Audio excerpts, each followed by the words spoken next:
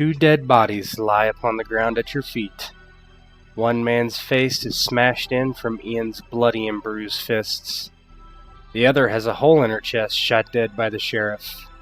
The sheriff's arm is bandaged and now aching badly. The adrenaline from the conflict has fallen away and the pain begins to take hold. Jacob, also injured, was lucky. A small cut and a shotgun pellet. Each arm is bloody and sore, but there is no chance for the youth to bleed out or suffer any permanent wounds. Jacob's aunt, Miranda, was found asleep in her bed in a very strange room. After some snooping, Ian has asked Miranda to read Jerry's book, and her eyes begin to scan the page. She scans the page and suddenly closes the book and turns back to Ian and asks, "I would like to take this upstairs. Won't you all join me?" Like, Ian's face kind of twitches, and his visage kind of goes down. It's where like the sparse lighting that's around them kind of highlights, like leaves the shadows under his eyes, and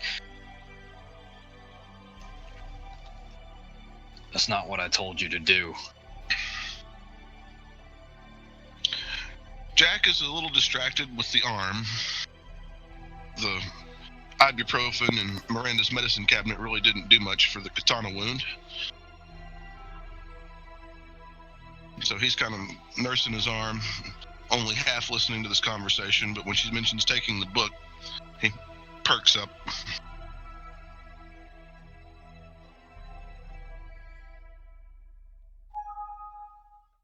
Yeah, I mean, I said what I said, Ted. Mm-hmm. Yep.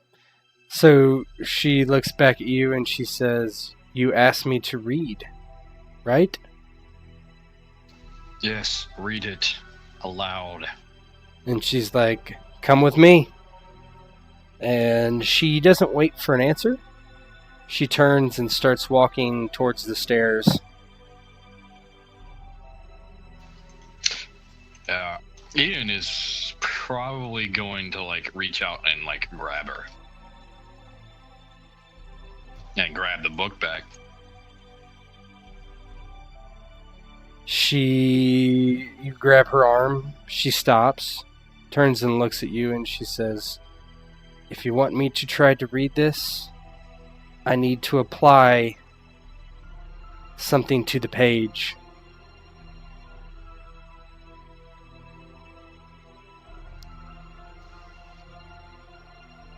And it needs to be done upstairs. Oh God. Ian will follow, but like he's holding the book as he goes up there. That's fine. What does everybody else do? Barber joins them. Jack tags along. Okay, and if everybody's going, Jacob's sure as shit not gonna stay down here by himself. With the bodies? You want to play around with dead bodies? You guys are gonna come back. They're all gonna be like set up, like mannequins. Marionetted, like playing cards. Yeah, playing cards. like that dog painting, and they're all playing dog. Yeah. Just a bunch of dead dudes. Well, dead dude and shit. Just 3 more dead bodies just show up. Jacob's just, sitting around dealing cards to him. Turns out this whole time we've been worried about the ant and the whatever's in the cave, and it's really Jacob. Yeah, exactly. That's some M. Night Shyamalan shit.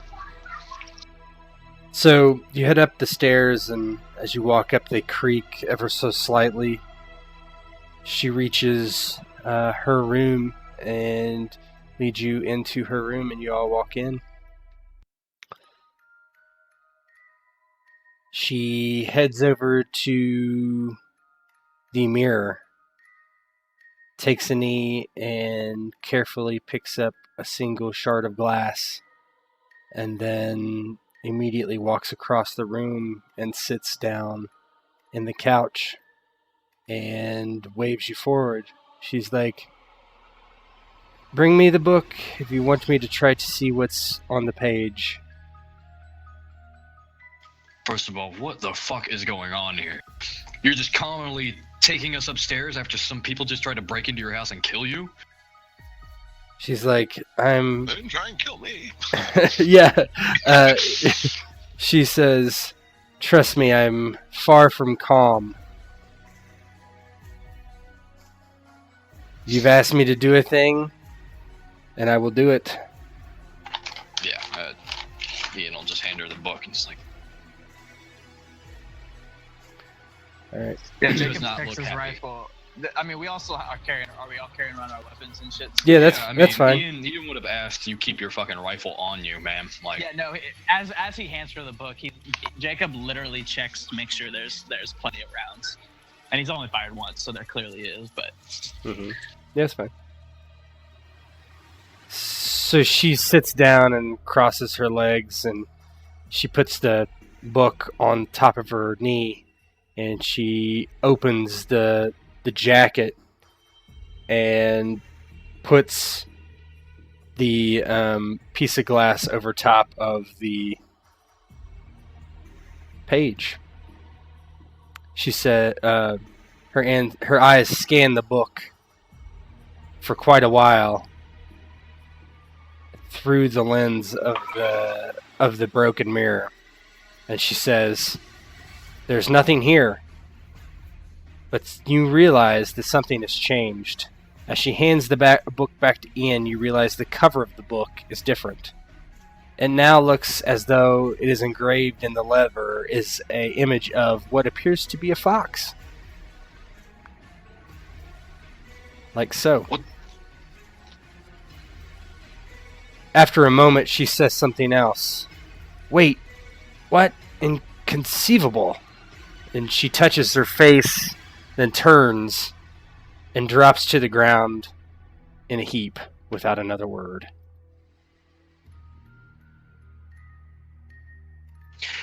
Yeah, Ian like goes over to check like her vital, kind of instinctively, right? Over to check her vitals and like picks up the book. He's like looking at the cover. He's like, Sheriff, we got a problem.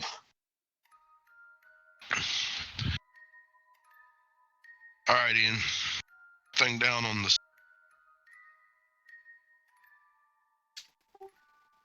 Barbara just kind of looks at the book, then looks at them, and looks at the girl collapsed on the ground. She's just like, what the fuck is going on here?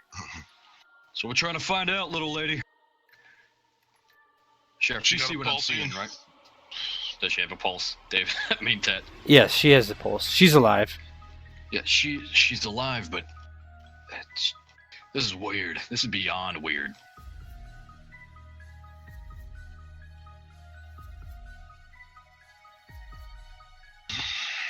yeah, Jacob will just whisper, like, I told you guys, this place, something's not right here. This is different. Something's weird. Or I guess not whispering, but kind of say it under his breath. What the fuck do you think this is? Like, and he points to the cover of the book. He's like, this changed after she handed it back to me. I was like, did she switch it? Is it? No, I was watching her the whole fucking time. Yeah, so was I. Yeah, same here. Yeah, she clearly just scanned over the page with the glass and handed it back. And as she was handing it back, there was something new on the page, on the cover. Going to do the same thing. You look through the shard of glass, and you do not see what you might expect. You actually see something that looks like, in the reflection in the glass, you see what appears to be, you see snow, you see some sort of forest, maybe. Very green where it's not covered in snow. And it's obscured slightly by the glass itself, and you don't really see the page beneath the glass, right? Like you would expect. It's not translucent. Whoa. Okay, this is your vision, Ian, but are you seeing things from the perspective of a fox? Can I try like moving the glass around to different parts of the page? Yeah, on that, and when you do, you see a different vantage or part of the same kind of scene, right? So in one lower part, you're seeing closer to the ground, higher, seeing more towards the tops of the trees, and so forth and so on. What about flipping the Is he page? the only one who sees this? Like the back side of that page specifically. He is the only one that's seeing this currently, yes. Unless you're looking over his shoulder. If you look over his shoulder, you see the same thing. So you look at the back side of the page, and it looks different, right? You see a trail of snow, right? Or surrounded in snow in a woodland type of area as well. Same kind of deal. You move it as perspective as you're looking and moving through this area, but, you know. Can I flip to just like a random page in the book and do it as well? Yep. One that's not correlated to that. Sure. You flip to a random page, and you see... Jack kind of starts to reach for the... Ian, what the hell are you doing? You're going to end up unconscious like her. So... Yeah, and when he Yeah, go pipes ahead. up, Jacob will do the same thing, and he says, "Last person that read one of these books tried to fucking kill themselves. Leave that shit alone." And he's like frantic, but obviously not stopping anybody from doing anything. Yeah, Barbara, she just kind of shakes her head at this whole thing and then just tries to calm Jacob down. She's like, "Listen, just stand over here and we'll try and figure this out." Yeah, Jacob would actually probably, when you calm him down, he'll stand in the hallway. He'll walk away from the situation a little bit. Yeah, she just kind of, Yeah, I think Ian's gonna keep going. He's gonna look at the very last few pages. Okay, so before you That turn damn book's covered in LSD or something. so before you turn the page, you see your breath in between yourself and the piece of glass, like you're outside in the cold. Your hands are cold. Your face is numb, as it would be in the cold. And then you quickly flip the page to a random page at the back. As you do that, you see something quite unexpected. You see a set of eyes in darkness. They're glowing somewhat green, looking back at you, and suddenly, whatever the eyes are, they close, and below it, a mouth opens with too many teeth, bright white, smiling back at you.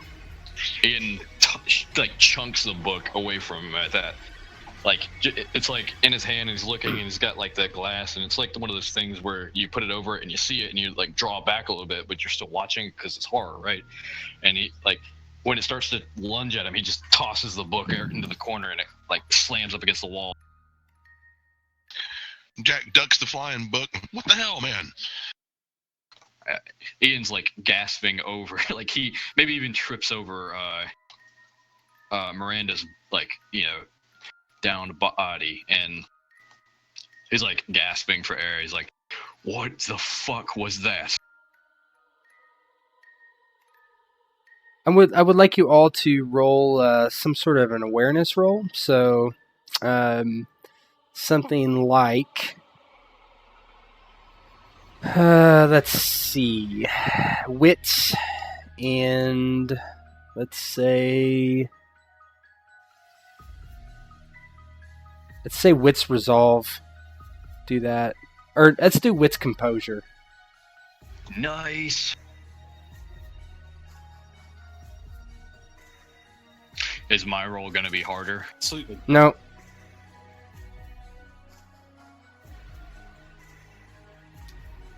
So you just combine those two dice rolls, right? Yep, you just add them together like everything else. Click fighting. Yeah, you can use the fighting, or you can just roll it manually. Whatever. I don't have don't we not have our tokens? I only have to pull our tokens out. You would have to pull them out. Yeah, I could do that for you. It's no big deal. Whoops. Giant Barbara. Yeah. I can't manipulate this one for some reason. Yeah, hold on, I'll fix it. I don't know why that's a little weird, but try now.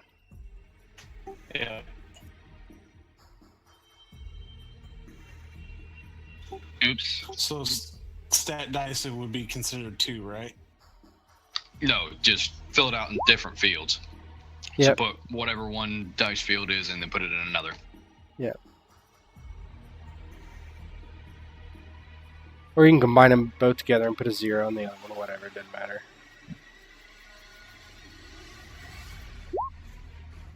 Yeah, I just rolled regular. That's fine. 1 success for Jacob, 2 successes for Ian, none for Jack.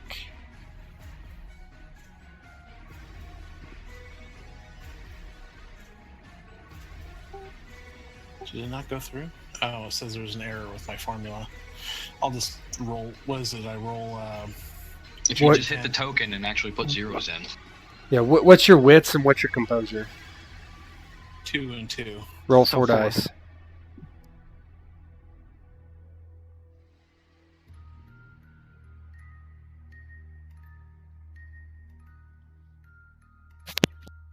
Can't leave fields blank. You have to put zeros in them if you don't have anything. 1 success. Okay. So, as all this is going on, everyone but the sheriff kind of realizes the roses around the room are glowing, and they look like they're vibrating ever so slightly. Barbara's gonna pick one up.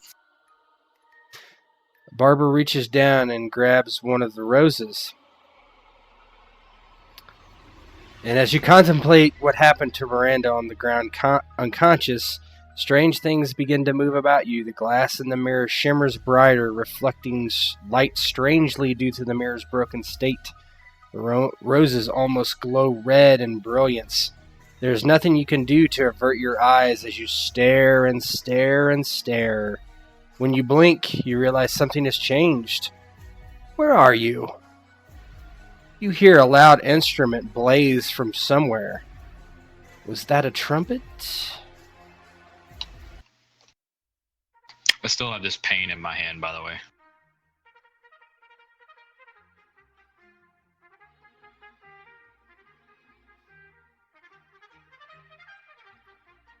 You wake up, or blink, and you're standing in this very large room with ornate musical instruments and chandeliers and tapestries. When you gain focus, you hear the trumpet playing from somewhere. You realize that here and now is an extremely fancy circular room. In the middle is a grand piano with a huge chandelier hanging down from the tall vaulted ceilings. Candelabras are lined up all along the wall. Aside from the massive window covered by thick curtains and screens, flames seem to dance to the music, and eventually the trumpets stop in the distance and keys begin to play before you.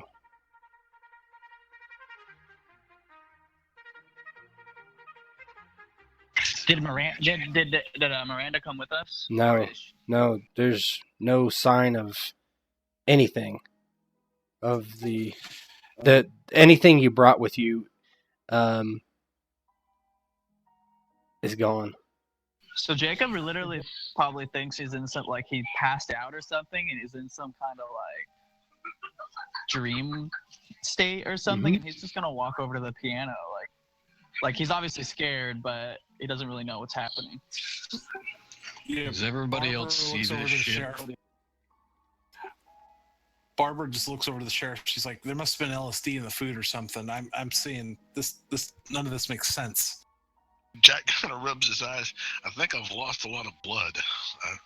And a couple of things happen, right? Jack looks down at his arm and there's no sign of an injury.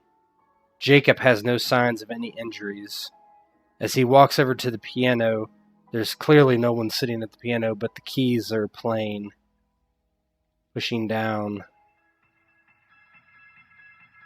Jack is, at this point, really checking out his arm. Like, what the fuck? Yeah, Ian will look down at his hands. Like, I mean, he undoubtedly broke a couple knuckles and stuff like that. Yeah, there's no sign of any injuries. Is the book with me? The book is with you. That is the only thing that is here with you right now. What about the cover? What does the cover look like? Does it look like the original or the It looks image? it looks like a fox. Well, I will open the book. You open the book and it is blank. Do I have the glass pane with me? You do not. I So think are there- Ian is like... Oh, sorry. Swan. Are there doors here? There is a double door into a different room that is closed currently. That looks like the So- only exit out of the room. Yeah, as everybody's like feeling around, he'll look up and he'll see they're having a conversation that's like not part of his like what he feels like is a dream. And he'll just say, "Are you guys here?" No, I'm fucking here, kid. And then when someone actually responds, he just points at the doors and he's like, "Is that our way out?" And Jack is looking around for a nice heavy candlestick or a fireplace poker. I mean, there are huge candelabras up there, but they're not something you could easily detach from the wall. And they wouldn't make a very good club either. Ian actually is going to take the pianos. Fuck, what are they called? The things that lift up the actual piano board. He's gonna rip that off and hand it to somebody. So as you go and you start to yank at it, the double doors. Oh, did we lose somebody? David. Oh, okay. You go to rip it off and you hear the double doors unlatch and open slowly. And as you do, in walks a figure wearing what appears to be a horse's skull over his head and a black cape and cowl. And he shuffles in and he says, "Oh, 4 new people for our party. So pleased to meet you." Shut your fucking mouth, you freak. And he's You're like, gonna tell me where the fuck I am right now. And Ian's walking. Yeah, closer Grim to Reaper, him. we'll be having some answers here. and you walk towards him and he's like, "Well, of course, this is the Red Court. The Red Rose knows." Ian's fist, as he's walking towards him, starts to open. How does the... Ted, can you describe something for me? When Sure. the doors open and we look over our shoulders, right? Can we see into the next room, or is it too dark? Or You can see, but it looks quite strange. It looks like there's a fog, right? Like a thick morning fog in the mountains after a rainy night. So everything would be obscured. This is fucking weird. And he puts his hands together and he's like, "I noticed you're not wearing any mask. That won't do at all." Yeah, speaking of masks, off with the mask, hands on the wall, buddy. And he says, "I don't know what you mean. Here, let me bring you some masks you can try on." Yeah, no, Ian's gonna attempt to stop him. Jacob, help me. So what are you going to try to do? I'm not strong on this guy. Random dude just showed up. The sheriff's right next to me. I mean, I'm gonna hold him down, like grab him and So as you yank his mask off. Yeah, or that's something. fine. So as you attempt to grab him, your hand goes through his wrist. Oh shit! Ian falls to the floor. It's like, what the fuck? And he's He like, says, what the he's- fuck? yeah, he says, "There's no Barbara just kinda says touching." Barbara just says under her breath, "Definitely LSD. This is not real. This is got to be drugs." Yeah, we go ahead, Ted. Yep. He walks over to more over towards this area where there's a like basically what looks like a ornate box. And he goes and scoops up the box and he's like, "I have your masks for the evening. You can't be in a masquerade ball with no masks." What the fuck was that? Ian says as he's like pushing himself up. I think Jack probably thinks he's unconscious on Miranda's floor.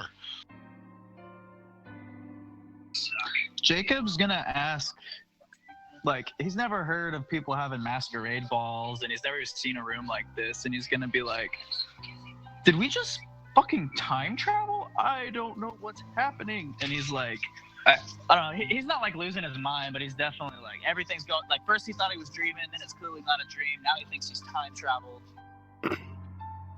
I blend death on that Barbara lady's just floor, and I goes just to don't call know it. Barbara goes to calm him down. She's like, don't worry, I think your mother or your stepmother slipped us some drugs or something. This obviously isn't real. I mean, we're probably seeing hallucinations. Ian kind of pushes himself out. He's like, were we the only guests? He kind of like looks around at the sheriff to come here today, tonight, now. And the horse-masked individual says, "Oh no, there is quite the party about to ensue. I would hate for you to miss it." Ian just describes Miranda, like, did a lady come through, really blonde hair, short, curly? He kind of shakes the horse mask and says, "No, I don't believe I've seen anyone of that description. But if you're looking for a comely maid, there are plenty within." No. This is fucking odd, Sheriff.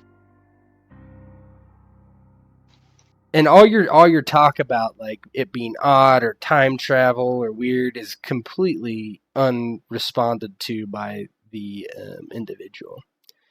And he brings over this box and pushes open the lid, and he's like, "It's time to pick your mess for the evening." And he kind of like nods his horse mask into the box and says, "Here is what we have." And the first thing he shows is this one. So the butler speaks, his speech muffled through his heavy horse skull over his head. "The harpy, a wonderful disguise, sirs, wonderful. Impress your strength and, well, frankly, gender-defining majesty. You will be the envy of all the court."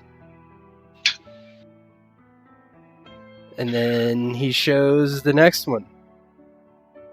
He's like, "This is a regal jester. Now this, my lord, is quite a piece. You will be the life of the party. The jester sings, dances, and tells japes. You cannot lose with the stylish and regal adornment." And the next one. Oh, he holds up a blue mask, small and dainty, beautiful in grace. "For you, my dear, every gentleman will eye you with ravenous appetite, no doubt. But the fawn is regal at a distance and only skittish when approached. Won't you change her tail tonight, my dear?" And the last one. I like how that one's on clearance. Yeah, that one's unclear. And of course, this strange piece, the most strange indeed, a wondrous piece, unique, one of a kind even, I should say. None will dare stand against your might and dread you might spread. There was a muffled laugh. "But at night there are terrors and pleasures. Please forgive my frankness. But these are no times to be coy, good sir. You will entice wandering eyes, afraid to look in your direction, but they cannot resist. Oh yes, oh yes." I think Ian's probably the closest to this box, and like he clearly saw his hand just phase through somebody, so he's like looking into his hand, and he reaches down in the box and he picks up like the mask of the nightmare and like shakes it back and like looks at the back of it and the front of it, inspects it. Yeah, you can tell it's made of some sort of metal. Yeah, you don't see anything strange on it that you can tell besides, the oddity of it in general. Yeah, Barbara's actually going to pick up the harpy one and just look at it. And she's just like, this, sure, this one. She's just like, whatever.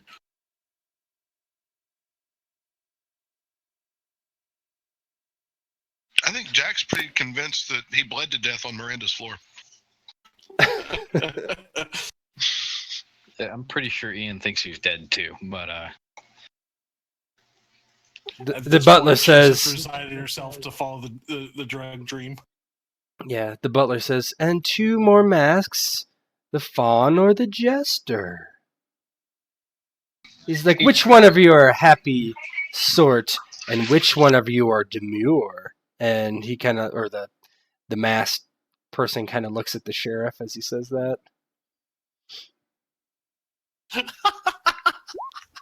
The sheriff is not really either of those things. yeah, the fucking fawn is supposed to go to the fucking attractive one, you dolt.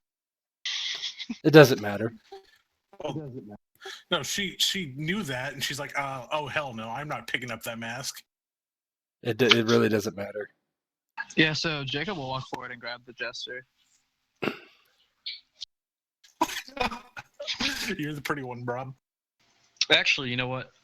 Wait. He picks up the... Good. I thought, so you said that, so Barbara didn't grab the fawn? No, she grabbed the didn't. harpy. Oh, then Jacob will grab the fawn. Youth is beauty, I guess. And so the horse-masked individual looks at the sheriff and he's like, it's up to you to play the jester. Jack, I guess, picks up the mask, but looks at Horsehead and good luck with that. Oh, he's not wrong, Sheriff. You do have a bit of a candor to you, especially after you drink a little bit of whiskey. And the individual says, libations, of course. Of course, more than enough for everyone inside. How about you shut your goddamn mouth and take us where we're gonna go? And he just kind of bows slightly and waves his hand towards the double doors, and as he does, the fog slowly lifts away and reveals inside the next room. Oh God. The Immortals.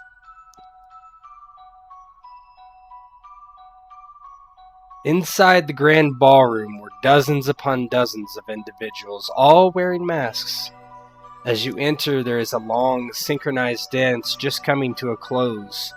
A man in a white tuxedo and a blank white mask plays the piano, while others, with an assortment of plain-looking masks, follow in with their own instruments. Ladies wear ornate dresses and wear pearls and diamonds, while men dance in suits and hats. Everyone is masked, of course. Some are fancy as your own masks, others less so, but all are impressive nonetheless. As the dance concludes, servants hustle across the room serving food and wine. Their masks are plainer than the musicians even, and speak in hushed and respectful tones to all the guests, including yourselves. The guests speak about the party and gossip about this person and that. They use words sometimes that are strange and foreign, so much so that you scarcely even remember what they are moments after you heard them spoke. Of note were a few guests. There were someone dressed all in white as if an angel, a masked individual in an angry, militant-appearing mask, one made of clay and painted as one of the ancient tribes, and a woman with an ornate mask with many tendrils going this way and that. Above, overlooking the festivities, was someone dressed in a mask that draws your attention. It was the mask of a fox. Your weapons and gear were gone, but the book, Jerry's book, had its place by your side.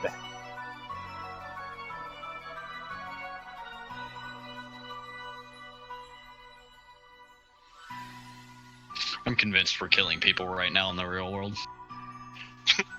Just going on a mass murder spree. So is this like free play where we can? Yeah, go ahead. You can. I'll let somebody go first. I'm gonna go get something to drink. Jacob's gonna walk up to the least dangerous looking of them all, and the angelic one. Mm-hmm. And I guess, what is she doing? Are they just standing there? She's standing there with a glass of white wine in her gloved arm, and she watches you as you approach, and you're the fawn, right? Yes. And she says, "Oh, good day, fawn. How are you?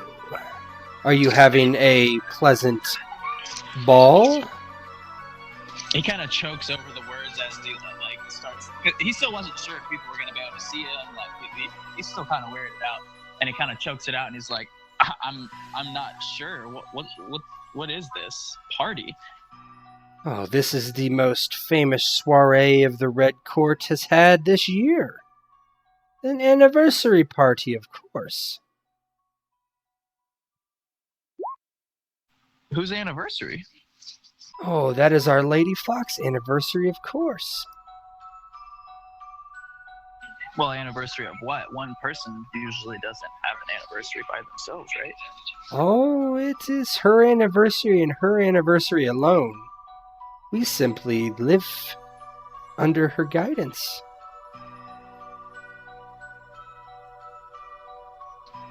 So, I mean, we're just supposed to dance? "Oh, there'll be another dance soon. I'm sure the hunter would prefer to dance with you, my dear."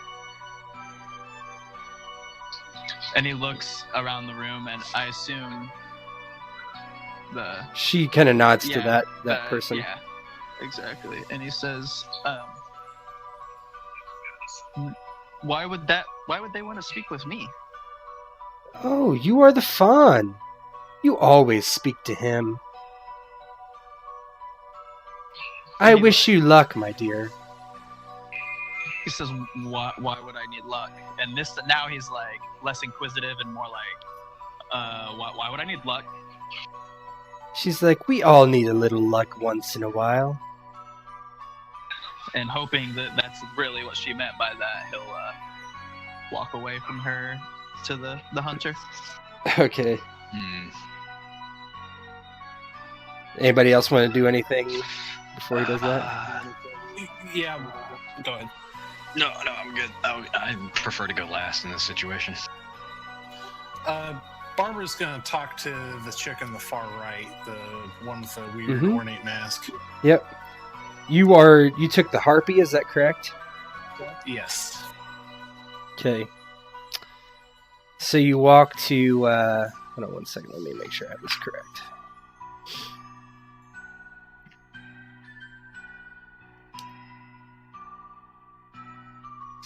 One sec.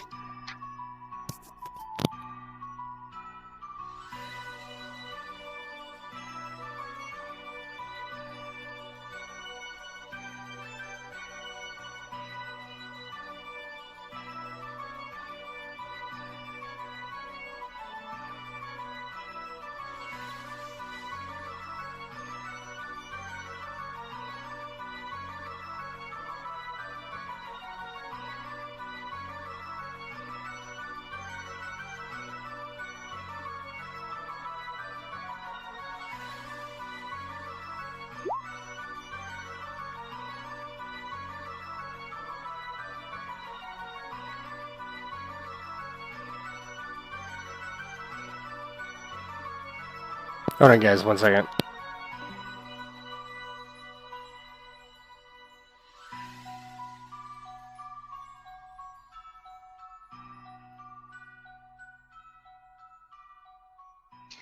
Jesus Christ.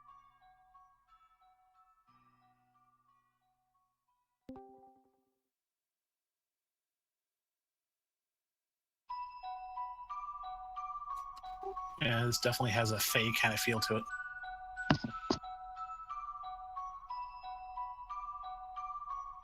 I mean, in character, she doesn't know anything about this.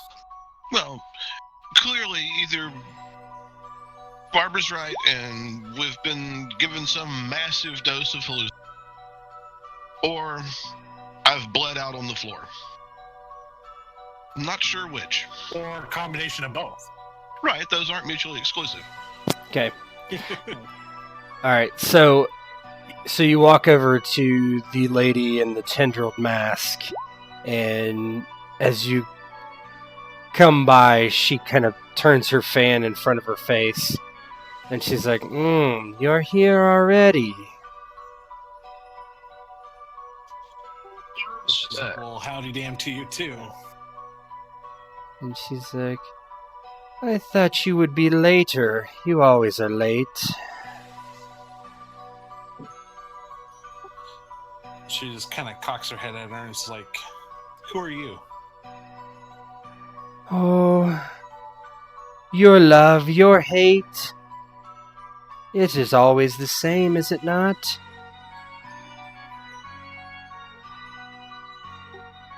And she's just like, ma'am, have you recently ingested any kind of intoxicants?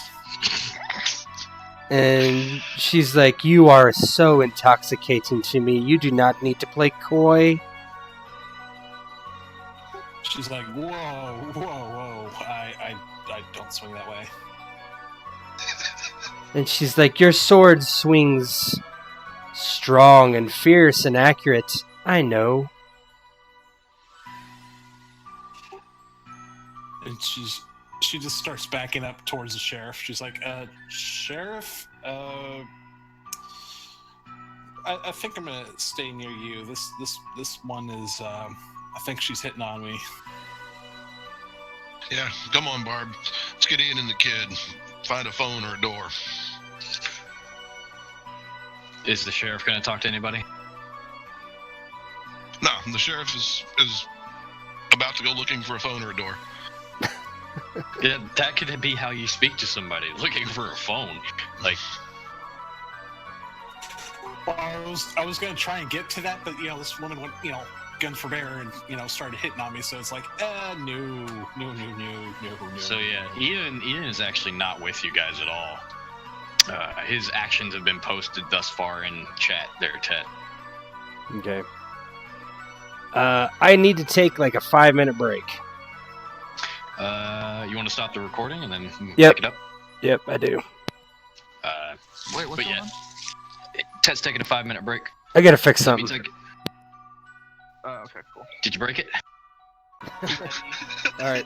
So Ian's looking up at the fox, and she's just kind of looking down at everyone in the party, and she does meet your gaze.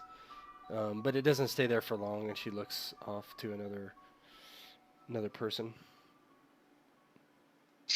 Yeah, Ian is actually going to maneuver his way through people to get up to the top. Okay. So as Ian's doing that, what are the rest of you doing? I know Jacob went to talk to the hunter, but I know the sheriff and Barbara basically said fuck this place and are looking for a phone or a door. yeah, there's only the only exit you see is the one you came in from. The doors are shut. Down off the stairs and in the ballroom, it doesn't appear to be any other doors or windows, actually. You go to a set of curtains, you pull them back, and there's no window behind it, for instance.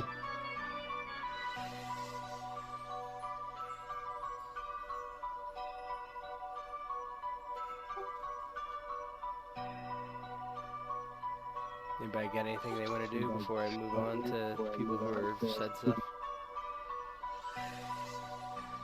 No, Barbara just kind of sticks near the sheriff, and she's definitely she's frightened, but she's composing that a little bit to kind of hide it behind her own mental mask. Okay. Is the fox coming down the stairs? No, or she's hanging out? She's up, still up at the top, just standing up there on her little ledge, looking down on everyone. If somebody goes to try to speak to me before then, that would be okay with me. But Ian's maneuvering his way through the crowd to get to people. I assume people were giving me a wide berth because of the mask. you're just. Well, they all have masks on. Nobody's trying to speak to you. If you want to do another awareness, another awareness, you can notice. Yeah, well, I definitely want to try and see if people are looking at me or averting their gaze. Yep, so once you roll that, same thing, just composure and wits, probably. So same dice pool. Mm-hmm.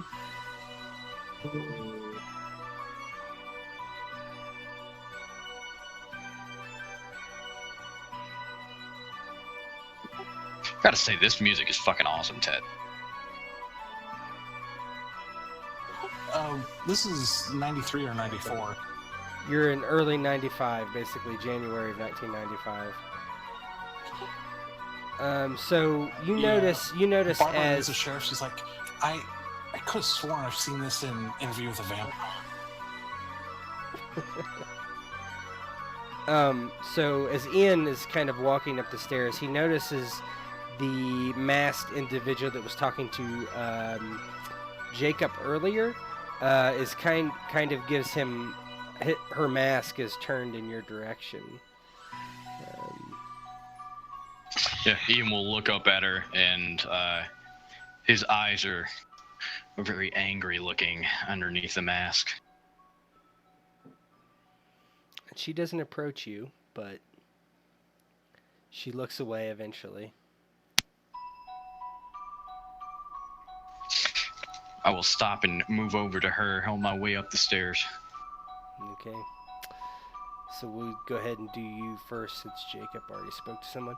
So you follow, alter your path and head back over to where Jacob was standing moments earlier and approach the white masked woman. She looks at you. The mask just stares into your mask and she says, "It's you again." Me again. What do you think it will be this time? Is this person's whole face is covered, right? Oh yeah. Either or. It is always either or, isn't it? It could be both. Unlikely. I thought you wouldn't come this year. I'm always here. Unfortunately, that's the first truth you've spoken in millennia. Ian's like bullshitting at this point, and he's like ran out of things to say because I've ran out of things to say, and he like looks over his shoulder up to the fox, and just says, "They're not much for talking, are they?" Who are you speaking to? I'm speaking to the angel, and I'm looking up at the fox. She says, "She speaks when she wishes it. I'm sure she'll want to speak to you before the party is ended."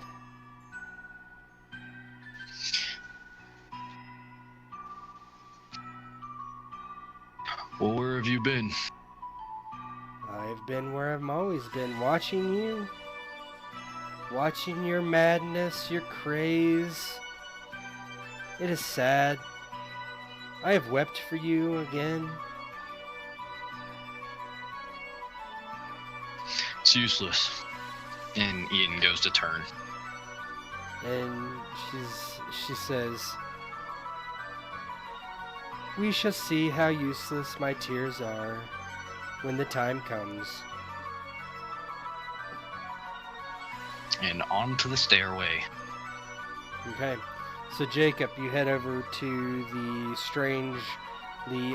it kind of reminds you of like an Aborigine type of thing, and he stands there and looks at you as he comes, and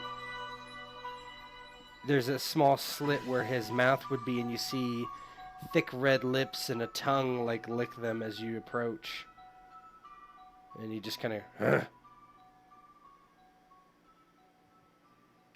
Henry will, or Jacob, not Henry. Jacob will walk up and he says, "I hear I'm with you," and he like gives a little bow, like trying to match their odd masqueradedness. And the man in front of you kind of like crosses his arms over his chest, and he says, "You're with me?" Well, I was told that you would want to speak with me. Oh yes, we will speak. We will speak. He's like, I will have it again. The succulent roast. He says, roast. He's like, don't you smell it when your flesh burns?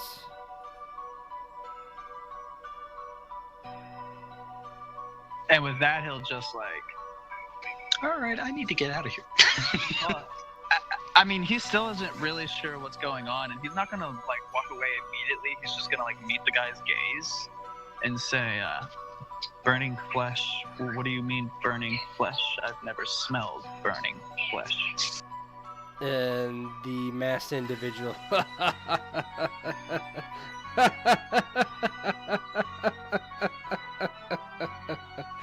I didn't know you became such a jester like your friend.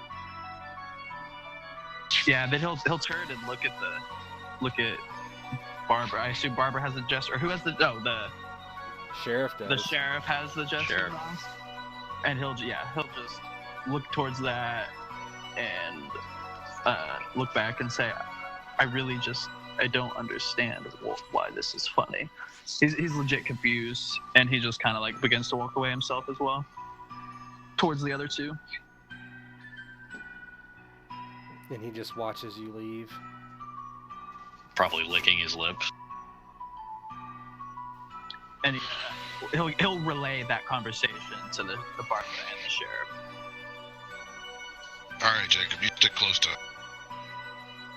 And as you're standing at the bottom of the steps, this person walks over and approaches the jester, and he says, "Are you ready? Or will you have a jape?"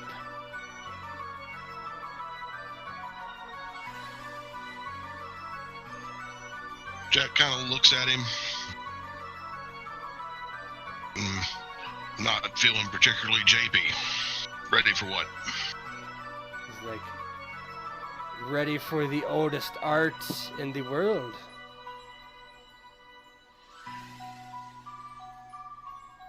The dance. We have danced so many times before. I wished you would stop with your riddles. It infuriates me. It will go better for you if you just turn over on your belly. The Shining.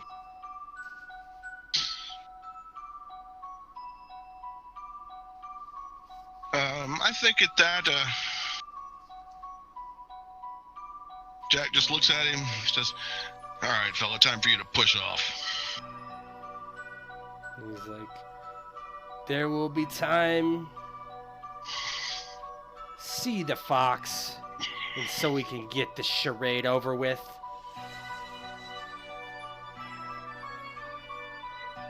I think that's a good idea. On my way up this. Oh, sorry. Yeah, well, Jack's on his way to Ian up the stairs, and at least in theory, bringing Jacob and Barbara with him. Yeah, I still want to speak to the fucking crazy masked chick, but You can, that's fine, if you want. so maybe I meet her on the way up the stairs. Maybe fine. bump into her. Yeah, she looks at you and she gives you a smile and she's like, "I haven't seen you in quite a while. How are you?" Dreadful. Dreadful, I know, aren't you? It is wonderful. What of yourself? Oh, about the same. Looking forward to tonight. Such a special night. Is it so? Is it so? I can't wait. I wait for this all year long. It is quite cosmopolitan. Well, something's off about tonight. And she's like, "Oh, is there? I see nothing out of place." Someone doesn't belong. Someone? Oh no, everyone belongs. No, they don't. Someone doesn't know what the nightmare brings. Oh, we all know what the nightmare brings. I'm such a fan. Maybe you're right, Barb. Some kind of screwy vampire wannabe cult. With like hearing the jape of the conversation going on over his shoulder, Ian kind of leaves the lady with the crazy mask with like a disgruntled shove, not like too forceful, but just to get her out of his way. And heads up as the you stairs. kind of like go to shove her, she kind of like elegantly like kind of just oddly kind of moves out of the way, just like no big deal whatsoever. Just very elegantly turns, and just so happens you kind of miss her as you're walking up the stairs. And that kind of seems to be everyone.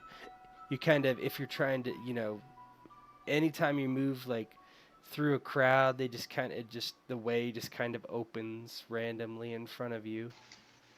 Oh god, now I really want to talk to the fucking warrior dude. God damn it. Oh well. I'm trying to learn about myself here. Who I'm supposed to be. Yeah, fuck it, let's do it, Tet. No one's spoken to this guy, he's up at the top. You okay? He- Go ahead. No, never mind. So you move in his direction, and his head just turns to you, and he's like, "What?" Out of my way. He's like, "Fine."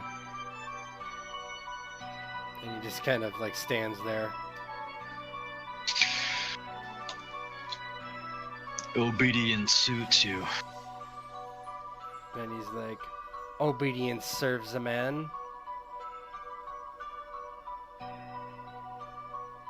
A man would well take that. Say that again. A man would well take that advice. I know not your name anymore. He kind of like, his head kind of like cranes towards you, and he's like, "And nor you shall. You can tell her that." I can tell whom that. And he's like, "Are you as big a fool as your friend the jester? The fox, of course. I'll have your name before the night's out, if I so wish it." No, you wouldn't have my name, but I might have yours. Come on, Ian, before you get some crazy on you. And he just kind of like stares at you. Yeah, Ian kind of imposes himself on him, actually, like trying to intimidate him. It doesn't seem to. He just kind of just stands there and stares at you. He's like, "That is not the way it works. She has her say, and you are not my dance partner."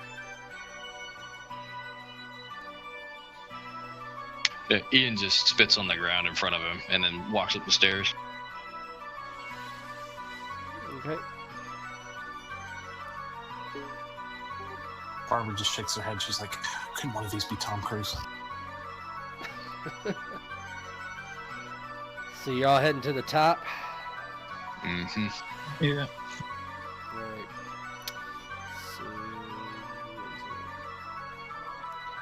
So you walk up to the top, and you seem to round the stairs quite easily, and you come to where a tall, thin woman in a black dress is standing with, she has black,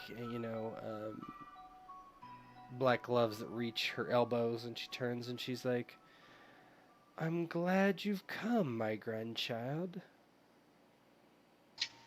Like this is literally just stopped in the fucking middle of all this, and he's just blinking. Who? And she kind of like flips a hand in front of her face. A turn of phrase. All right, ma'am. You seem to be in charge of this freak show. So shut it down, tell everybody grab the wall, and where's the goddamn phone? I love it. I love it. Oh my god. And she kind of looks at you and she's like, you are a funny one.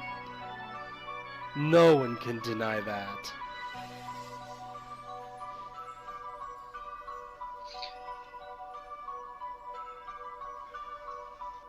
What is this? And he just shoves the book in her, like, snouted mask. And she's like, oh, that's my manifesto. I haven't seen this for quite a while. I'm glad you have brought it back to me. No, hands off. And she just kind of shrugs and she's like, I know it by heart. You keep it.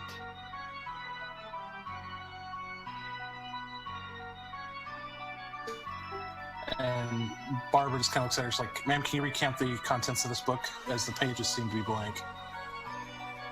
She's like, of course I can. This book is blank, and it got a man killed. Or, well, better than... he kind of pauses this. No, not just killed, but he bashed his own fucking skull in. Oh, my grandchildren are so temperamental.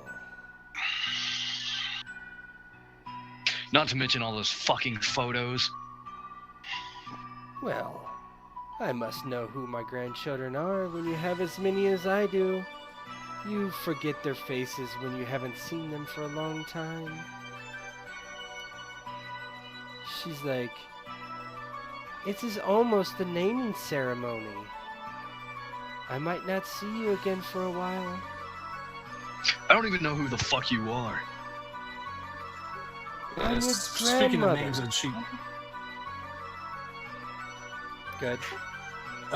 do I know you said I didn't have any items, but would I happen to have my notepad and pen, or is that also gone? You do not have anything that you brought with you besides Okay. your, what you think is your clothes and the book. Okay. She goes to reach for notepad and paper. She's like, ma'am, can you give me your name, your occupation? And she's like, yes. That's all she says.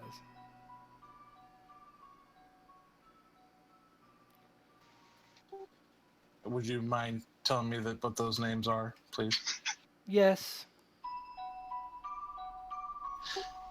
What do you Ma'am, mean naming give me your ceremony? name and your occupation. She's like, I am the Red Queen, the Red Fox. Why do you ask me this trite things? I am growing very bored. You're gonna become unbored in a second, ma'am.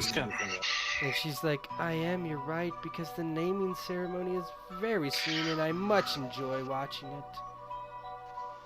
The hell is this naming ceremony? Why do you keep bitching about it?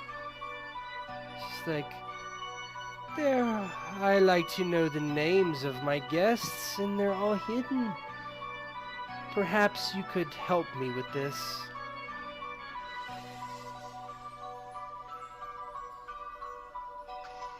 Help you with this? What do you mean? Gather the names of your nemesis. That's all.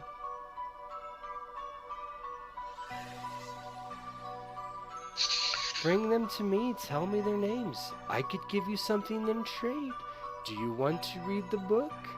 Oh, I could give you a little bit of the book for each name you collect. That sounds like a fun game.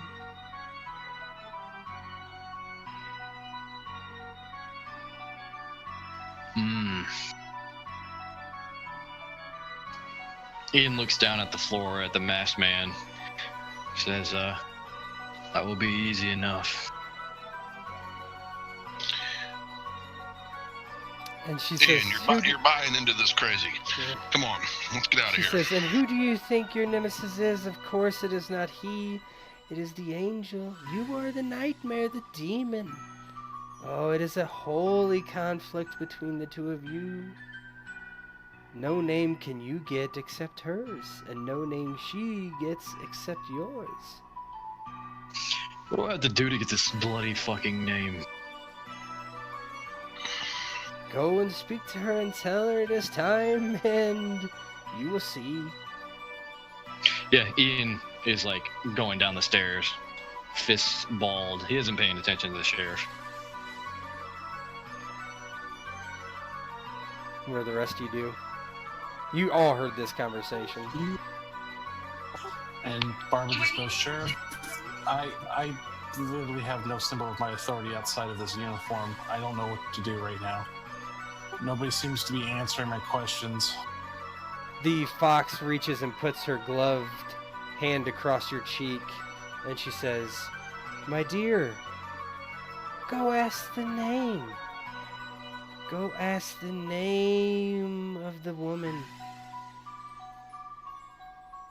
Don't look too close into her eyes. Find her name, bring it to me. Have your authority, if that is what you wish." Jack kind of slaps her hand away from Barbara. As you slap her hand, it's like, when you try to, shake somebody's hand and you put it, behind your head real quick. It's kind of like she just moves it and you just, whiff. And she kind of touches your cheek. And she's like, "My funny little friend, you must hold out. You must keep your humor when all is lost. When the man of anger and war comes upon you, what will you do? Will you take his name? Bring it to me." Look, lady, the next time you touch one of us, you're adding assault to an officer on top of kidnapping and whatever the hell else is going on. And that Jack turns, 2 fingers in his mouth, whistles. And looks at the musicians, hollers, "Shut it down. Everybody here, grab the wall. Garfield County Sheriff's Office." And as you yell, you hear, as you yell, you hear coming out of your voice, a baritone, opera kind of, like you're singing. You realize you're not speaking the words. Grab the wall Yeah, it's not the words you spoke, but that's, and then a couple people look and they're give you the golf clap type of thing, and she's like, always the artist. So Jacob will ask, so they're trying to get our names too? Oh yes, they want your names. Why would I give them my name? Oh, you might not have a choice. That is why the game is played. And then he says, I don't know if I want to play that game with that hunter guy down there. Yes, he is a fierce competitor, but I believe in you. He'll ask, any advice to gather his name? Evade, Can't touch him. evade. And Jacob will he's walking but kind of wobbly, and he knows what that means. He's kind of worried. Still, he doesn't know if this is real life or not, but he's gonna begin following Ian down these stairs. All right. Who wants to do what? Barbara just is like, you know what, maybe this will help end this really weird drug dream, and she just goes down to talk to crazy lady in mask. Mm-hmm. So my virtue is fortitude, so courage through adversity or whatever, right? Mm-hmm. So as he's walking down the stairs and like he's seeing all these people, he's not really sure if this is real or not. To himself, he's pretty much just like, fuck it, and then walks straight up to the hunter and then just like gets in his face and stares him down. He's trying to like he's once again he's not sure if this is real, but he's trying to throw his caution to the wind, his fright for the situation, and he's accepting this challenge. Okay, so you'll recover your lost willpower. Yeah, I was gonna say something similar, but I didn't get the chance to. No, I mean it's fine. We can. We're not done. So you head straight over to the hunter, and he looks at you. And 1 second. I'm looking for willpower on here. I flipped it for you. Oh, okay, cool. The strange aboriginal hunter looks over the fawn for several moments. Then the game is at hand. I with my spear and you with your legs and instincts. Run, go, and I will follow. I will follow you everywhere and anywhere. You keep me alive. Give my family food and nourishment. I shall come and slay you because I must. Jacob says, it's only a game if you have a chance. Oh shit! And he began. I assume that like the area switched or whatever on me. Yeah, you like as you're talking to him, you kind of like look around and you look at your hands and they look like clay, but over top of it are many patterns of blue, yellow, red, every kind of odd color that you can fathom. So like that is me or whatever? Yes. You see someone pass you and they're in like, they're like one of those people out there. They're, completely inert of any detail. They're just like these kind of golems like lumber by. And you hear, I've given you the head start. It is time to run. And with that, Jacob will run, and he will run his ass off. So you start running, and you come, and then there's a wall in front of you with no way to either side. So go ahead and so you're gonna roll. So you are going to roll. I would like you to roll wits and intelligence and investigation. Okay, and then can I also use a willpower? You most certainly can. I will do that. It's totally made for Barbara. Holy shit. I like it. We'll see what happens. So so you said investigation. Intelligence, right? Okay, yeah. And I get an extra one, so 6 then. You get an extra 3. Or an extra 3, yeah, that's right. Mm-hmm.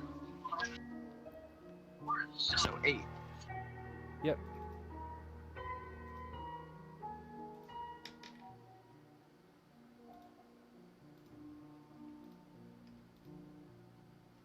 Do I re-roll the 10 as well? Yes, you re-roll the 10. Okay, so you have, let's see, that's a 5. shit ton. That's 5 successes versus God 2 damn. successes. Okay, so that's a total of 3 successes for you. And as you turn right, you notice there's a door, and you move through the door into this other strange hallway. And you hear behind you this labored breathing, and you kind of look over your shoulder and you see this other kind of mannequin-esque figure, but it's like a part like steel almost and cracked, and in its hand is a spear as it's chasing you. So let's go ahead and roll one more time. Okie dokie. Same roll, right? Same roll. You can use another willpower if you so wish. This time he's not going to. Actually, I have the whole reason part of the reason I created Jacob, he has a high willpower, and I should just use them. Yeah, I mean, this would be the time to use willpower, in my opinion. Die. Yeah, no, I totally believe you. I don't want to die, so I'm definitely. Well, this gets us some of the book, I think so. So then cracking the mystery, son. So that's 2 degrees of success for you, 1 for him. That's 1 success. Okay. So as you turn the corner, you see this door just appear in front of you, and it's got these heavy curtains. And so what do you do? So like the curtains are over the door, Yep. or it's just curtains. It looks like a door with thick curtains that are enclosing the door. You can't see through it because of the curtains, but Yeah, he'll like push the curtains to the side and quickly like run through the door if possible. so as you tear the curtains back, you see that there is actually no door, and you hear a huh behind you, and you kind of turn around, and the spear just like passes through your chest and sticks to the wall behind you, and you kind of look down, and blood seeps from your stomach onto your crotch and begins to drip, drip, drip, drip. Did it hurt though? You feel nothing. You fall into darkness. Damn it. All right. Oh man. But he got a success. I don't get it. He had to beat a certain amount of successes in a certain amount of time. Oh, in 2 rounds? Well, fuck. Yeah, In 2 fucking rounds? Holy goddamn. Succeed on Yep. that. How was that fun? I mean, you almost got it, but All right, whatever. don't worry, don't worry. I'm not- not worried. It's just. You're not dead. You're not dead. So just calm Well, down. I figured that. All right, who's next? Fuck it. I'll take the nightmare challenge. So, as I was saying, Ian, I gotta go. I'll be right back. a part of his like whole thing on this was trying to find out like what was going on with the pictures and Jerry. Part of him really feels responsible for Jerry, right? Because he's the one that forced him to read the book and forced Jacob to do it. And so that's what I was kind of angling for in the Fox conversation, because my virtue is justice. This whole thing's been about like trying to. Also, the whole thing with Miranda. Now she's unconscious and not even here. There's also the aspect of like getting her hurt, because he's forcing people to do things in a roundabout way of doing things, right? Like, forcing the book in her face and stuff like that, and her unconsciousness, Jerry's stuff like that. And so approaching this masked angel, he can feel like the anger in his fist kind of heat up his hand, and he has like an image of Jerry as he approaches her, and like the pictures in the bag kind of grips onto the book really hard. Okay. Okay, let's talk to the angel chick thing. All right. So, give me 1 second here.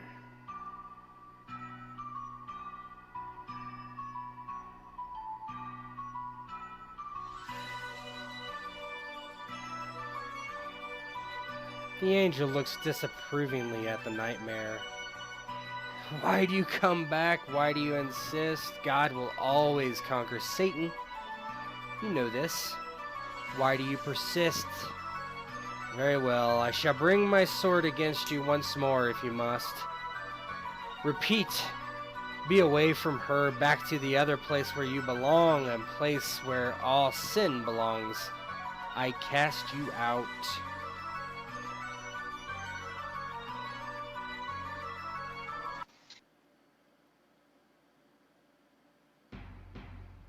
Oh yeah. You are eyes open, and you're in a crow's cage.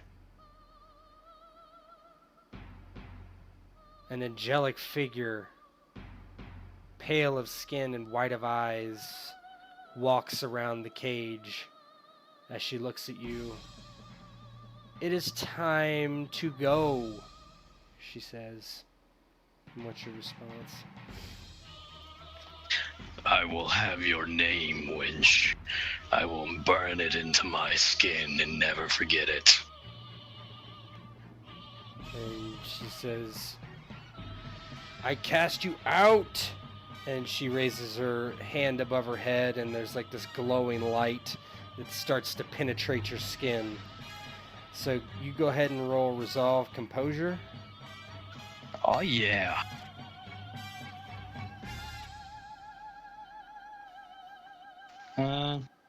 Revolve Composure. Where's Composure at? It's 3, so 5 dice. I will sacrifice the willpower here. Okay.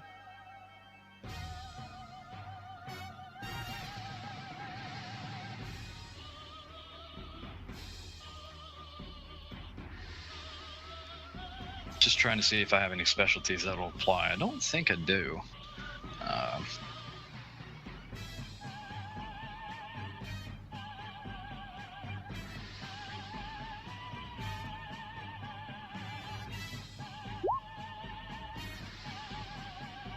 No fucking successes. Holy shit.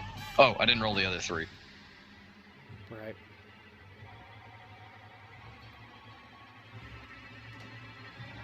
I'll have to modify the dice here in a second. I think 1, yeah. Get one. No successes. So you feel this, like, your skin, like, smoking and burning as this heat is on your skin. And she's like, I cast you out. You cannot cast out what is always here. And continue. I'll do it again, but it's probably a wait.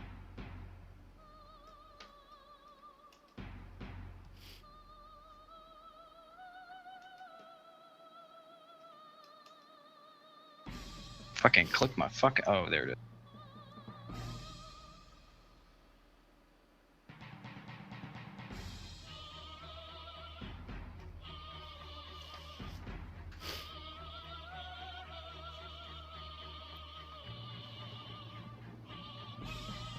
I should have them all in there. Let's see.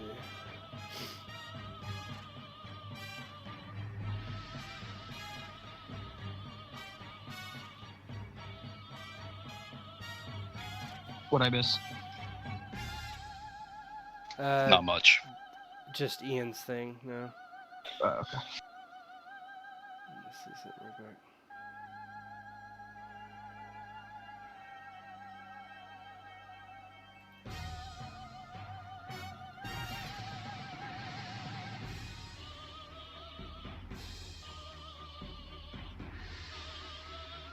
What's Ian's resolve? Ian's resolve is 2. So the heat burns your skin and you feel yourself losing control. And you look as your body seems to be almost producing like smoke and heat as it kind of rises off your skin and into the air. And she's like, goodbye, Ian. And you just evaporate. Sure.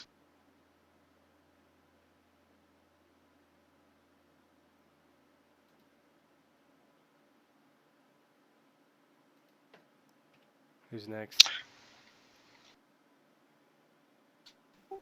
I guess I'll go. Or do you want to go? It doesn't matter. Jack's convinced this whole thing is some sort of delusion. And I think you should be the one who ends it strong. I'll go next.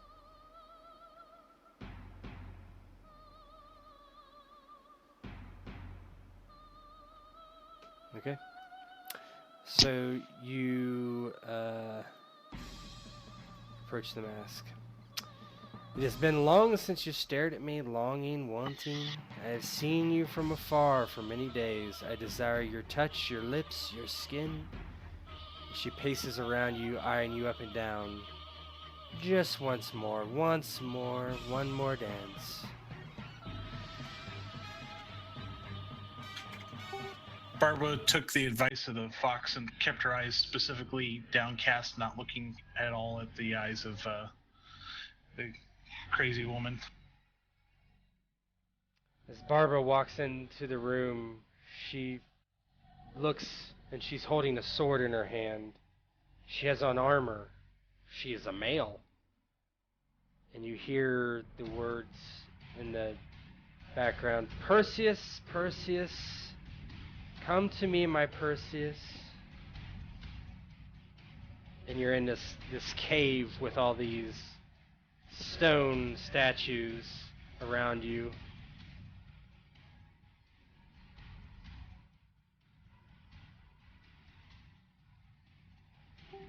Okay. And I'm Perseus? Yes, you think so? Okay. Well, I should know enough about Greek history to know, do I have my shield on me and everything? Yeah, you have a shield. Alright, I'm going to use it to cover my eyes and start going from cover to cover. You move forward and you don't see any hesitation, or you don't find a very difficult way forward. You see what is Medusa not looking at you, and she's like, give in to your desires, Perseus. Give in to me. So you're going to roll Wits Composure.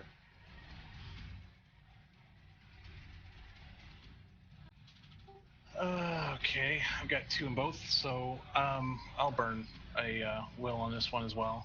Probably not worth it. Well, it's What's your Wits worth the shot. Composure? 2 and 2. So burning it gives me 1, or does it give me more? 3. Give you 3. 3. So you'll have 7.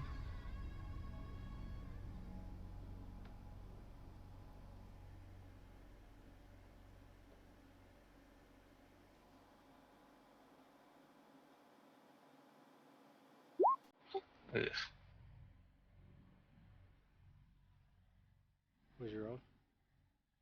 I've got 1 success.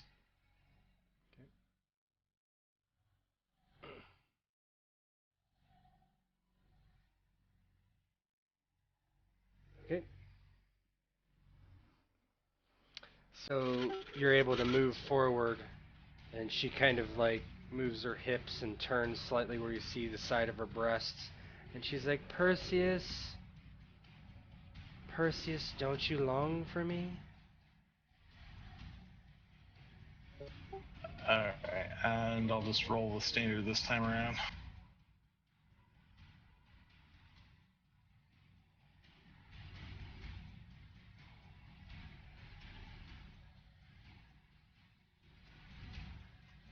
Yeah. So with 0 successes from her completely, she shifts again, and we're gonna roll again. You cannot lose where she does not get a success.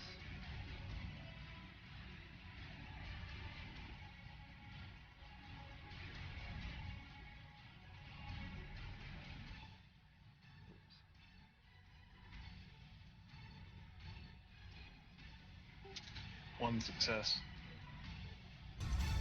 Oh, she kicks my ass. So as you're moving forward, you're taking in her body, and she turns, and you look into her eyes, and you feel yourself stiffen and freeze in place.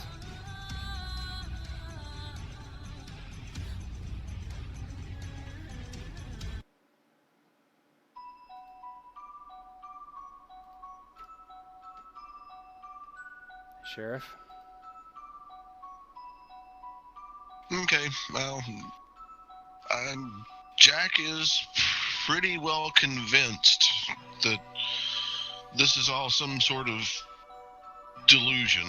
He is Pavarotti when he tries to yell. He can't touch anyone. And so I think he's just sort of standing at the foot of the stairs looking around.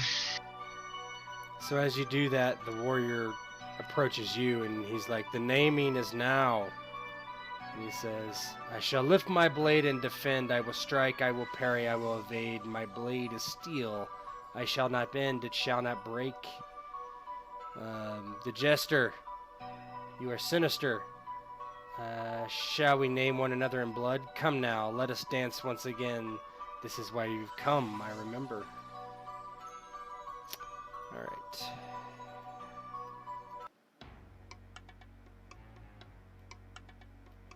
You stand upon this bridge overlooking what you think is lava boiling. The heat and steam rise off. You look at yourself. It is not you. You're smaller. Your teeth are sharp. Across the way is a man in armor and a sword walking towards you. Let us be joined, he says.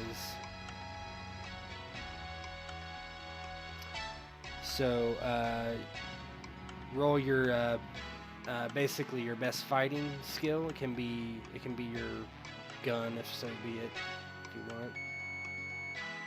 All right.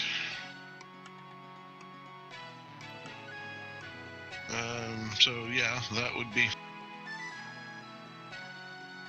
firearms. I suppose dexterity. Yep. And has a specialty handguns. So that's an extra die. Sure.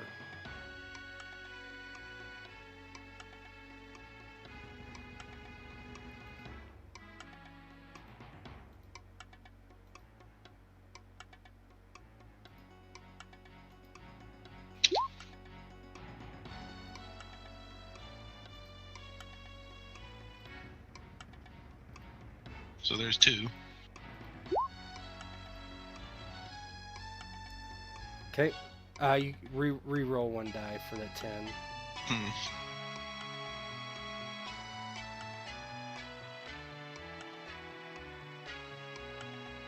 Okay. Roll again.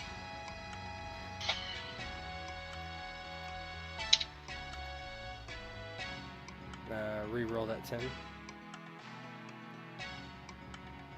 Okay.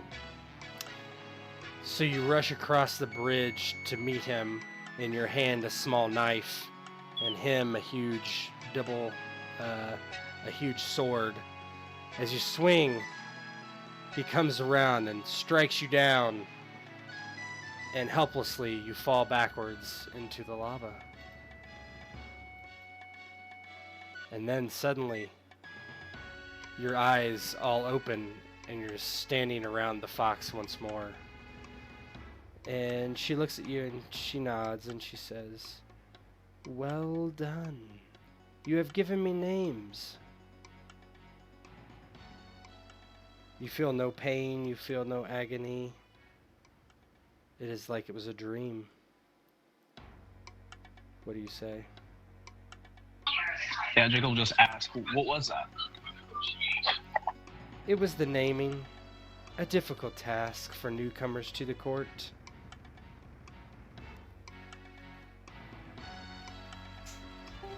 Barbara's like, what a crock of shit. I want another try at that. And she's like, it can be arranged. Such things are, well, they have some permanency.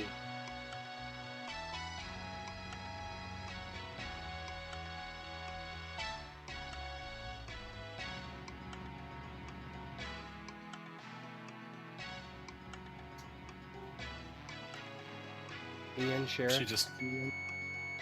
Go ahead. Yeah, Jack still really thinks this is all some sort of drug or critical blood loss induced episode. Yeah, I don't know. I don't know what to say, honestly.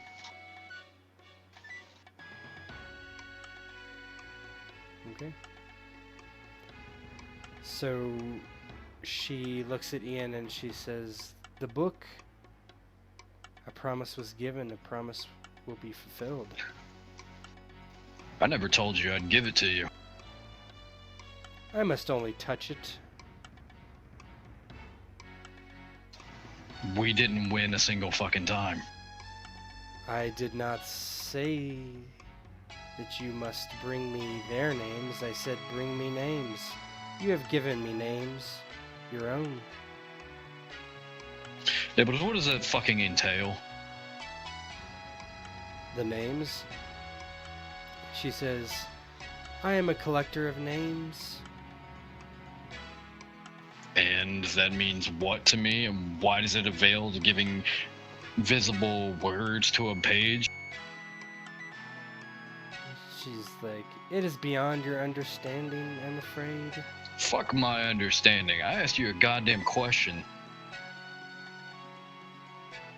Okay. She's like, I do not know if I should tell you.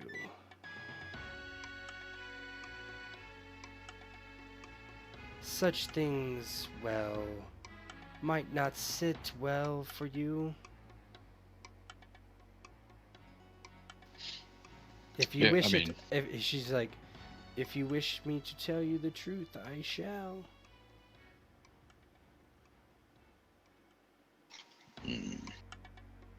I mean, you're already down the rabbit hole. Funny you say that.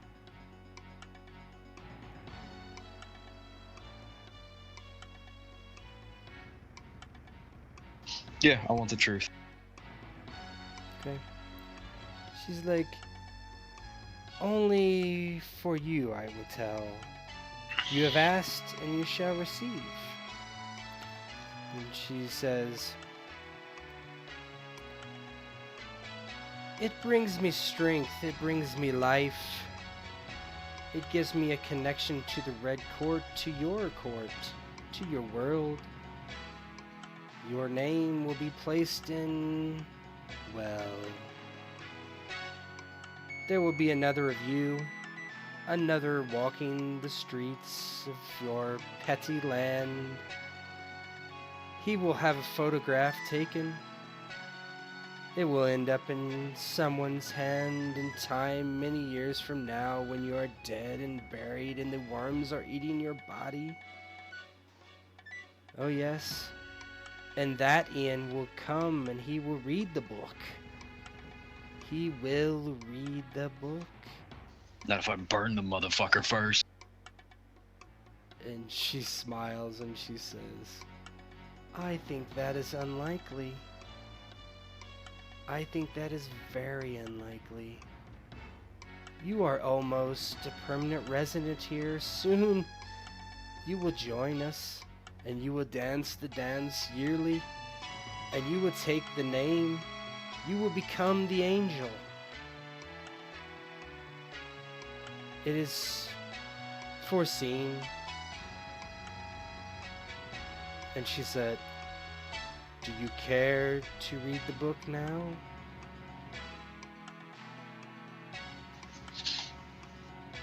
Oh god. Sure, why not? Fuck it.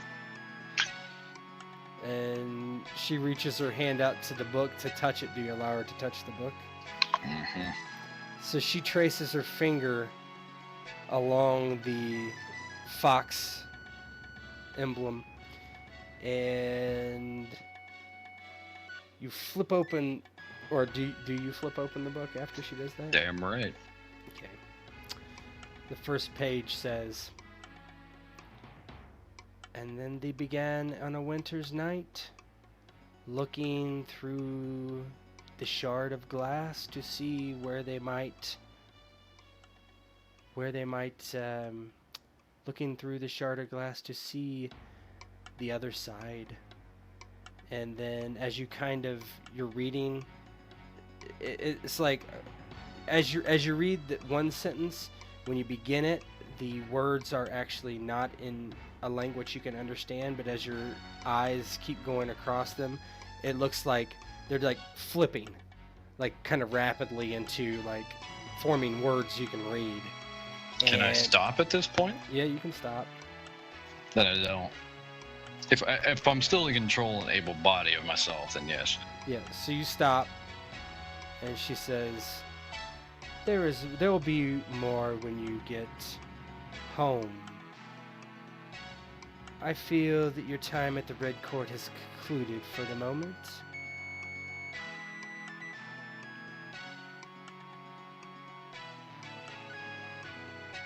What is everybody doing? Yeah, Ian's just like shaking his head. This is fucking unreal.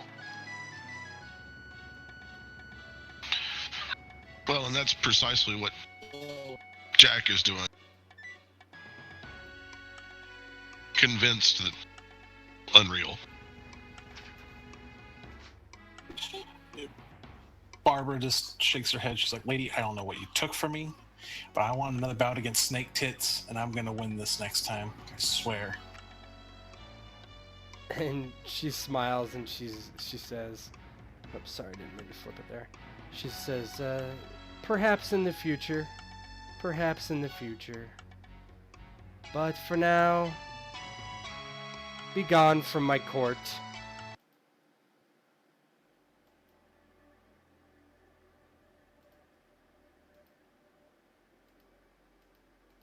Your eyes open slowly, assaulted by the blinding light of sunlight reflecting off snow. Then the next thing is the cold and the wet. You were laying in a mass of snowdrift. The wind swirled through the trees all around you, making almost a whisper as you stood in a location completely foreign to any of you. Where were you? Why were you here? What was all of that? Was it a dream? Where was Miranda in the book? Really? The book is at your side, but What condition is Jack's arm in? it is mangled and cut with dried blood. Yeah, Jacob will feel his chest and like see that there's nothing there, that he still has the same injuries, and he'll be like, "I knew that was bullshit. We had to have eaten something weird." But We're something's fucking wrong with outside, Miranda." Jacob. That was real. I don't know. What my aunt was acting super weird. What if she just drugged us and left us out here? I don't know what happened. Yeah, there'll be fucking evidence at your house. Chill the fuck out. Ian, the kid's right. Clearly we were drugged. Ian, like, pulls himself up and, like, picks up the book and, like, looks to the skyline. Where's the sun coming up at? It's hard to see because of the clouds, but it looks like it's setting. Again? What the fuck? Holy shit. Does this area look familiar to him? Like, is it near the house? Not really. You're not entirely sure where it is. You don't see any trails. You don't see anything at this point. What about the MVGs in my pocket? Yeah, you have all your stuff. Your guns are laying there. Your gear is there.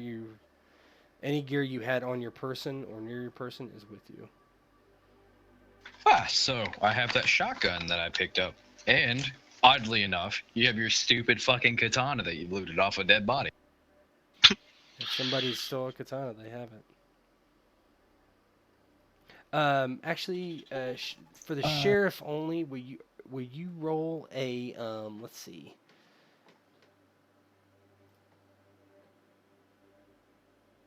Will you roll?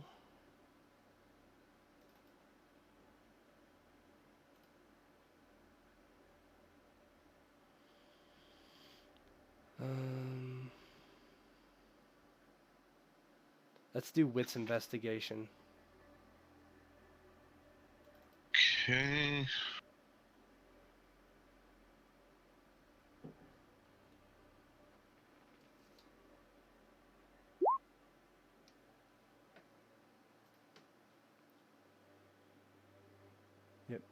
One of the great success, that's fine. So you kind of do recognize this area. You don't think it's too far away from your house, your cabin. You kind of recognize this as potentially the woods on the other side of your small pond or large, small like lake-ish thing that backs up to your house where your cabin is on. Now this is miles and miles away from Miranda's house. This is like 10 miles away. Okay, so Jack kind of looks around, sort of gets his bearings. I may know where we are. I don't know how Where the hell are we? got here.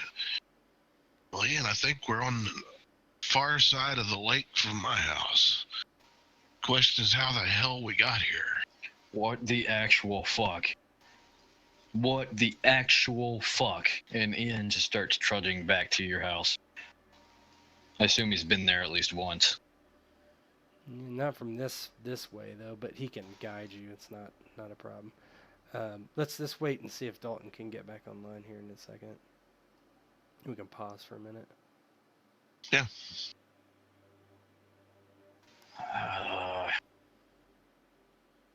Gotta indulge my fucking vice, but I don't know how.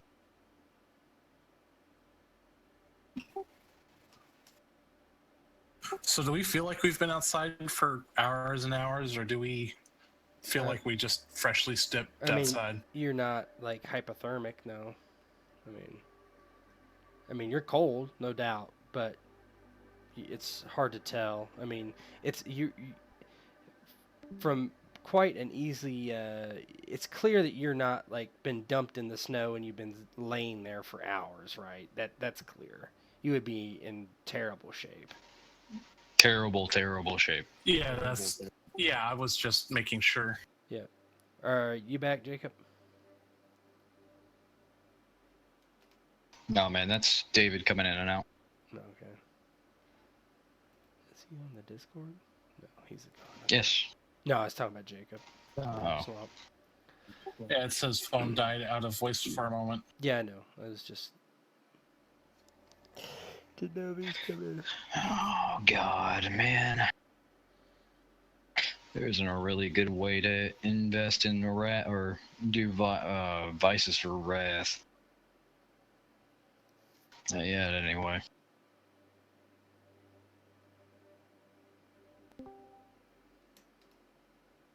That might be the man.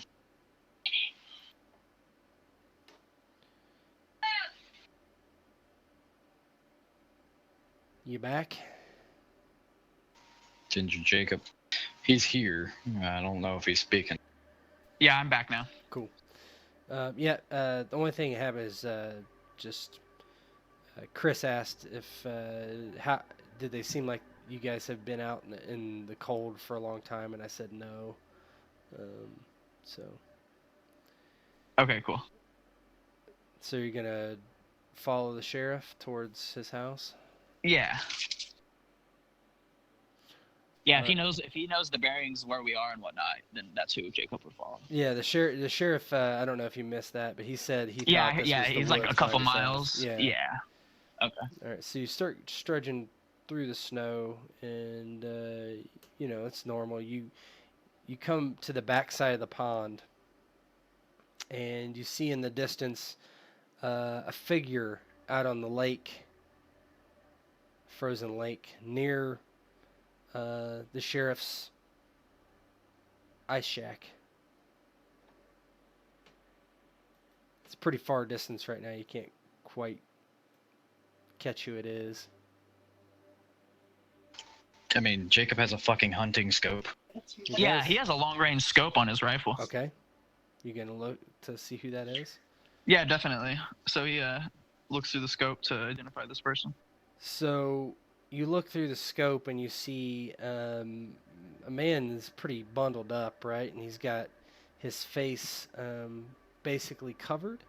But from your experience, you know exactly who this is. This is the firefighter that you guys saved. And he takes his axe and starts slamming it into the snow or the ice. Just like over and over and over again. It's unclear what he's doing. And it's Asher, right? That's his name. Yes, it is Asher. Mm-hmm. So he turns to Ian and he says, "That's Asher. He's axing the ice." Is Asher supposed to be on your land? Yeah, let me borrow your scope for a second there, Jacob. Yeah, he hands the sheriff the rifle. And so Jackal, look at Asher. Yep, he's just chopping the ice. What the I mean, hell is he? the hell is he doing? Hey, Ian's making his way fucking across the lake to go over there. Yeah, Jack will hand Jacob his rifle back and head that way also. All right, so you start pounding the ice, and or you start walking across the ice, and he's like keeps it's just furious, just like how he's just chopping at the ice, chopping at the ice, chopping at the ice, chopping at the ice. You're probably within shouting distance if you wanted to yell something at him or whatever. What the fuck are you doing, Asher? Ian's got like a shotgun in his hand and like, his fist in the other. And he looks up and he kind of looks frantic and he's like, and he just turns back and looks at the ice shack and he's like, it's not my fault. It's not my fault.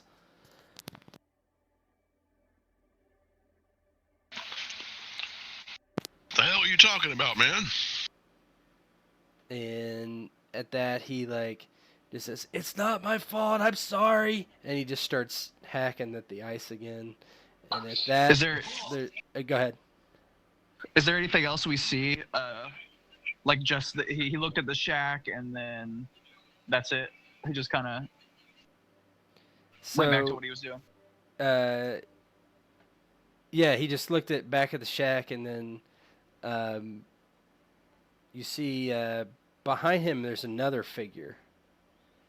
Through the scope, you do not recognize this person. And so he'll say, there's somebody else here too. I've never seen him before, Sheriff. I think that maybe you're getting robbed. I don't know why he'd be axing the ice though. No, we know, Asher. Chill out. Asher, just calm down. Put the axe down. Holy shit, man. It's fucking cold out here.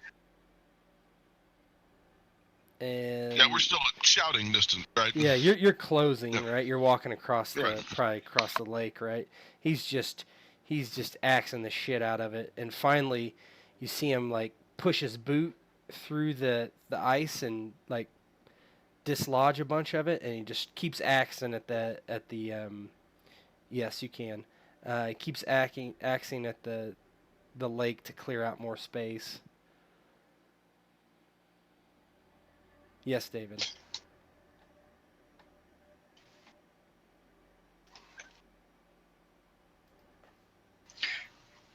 I mean, Ian's gonna try to stop Asher, but slowly approach him with a handout, All right, take it easy, Asher. Put the axe down. What's going on? David, are you speaking? Because you must be on mute. Yeah, he's definitely on mute.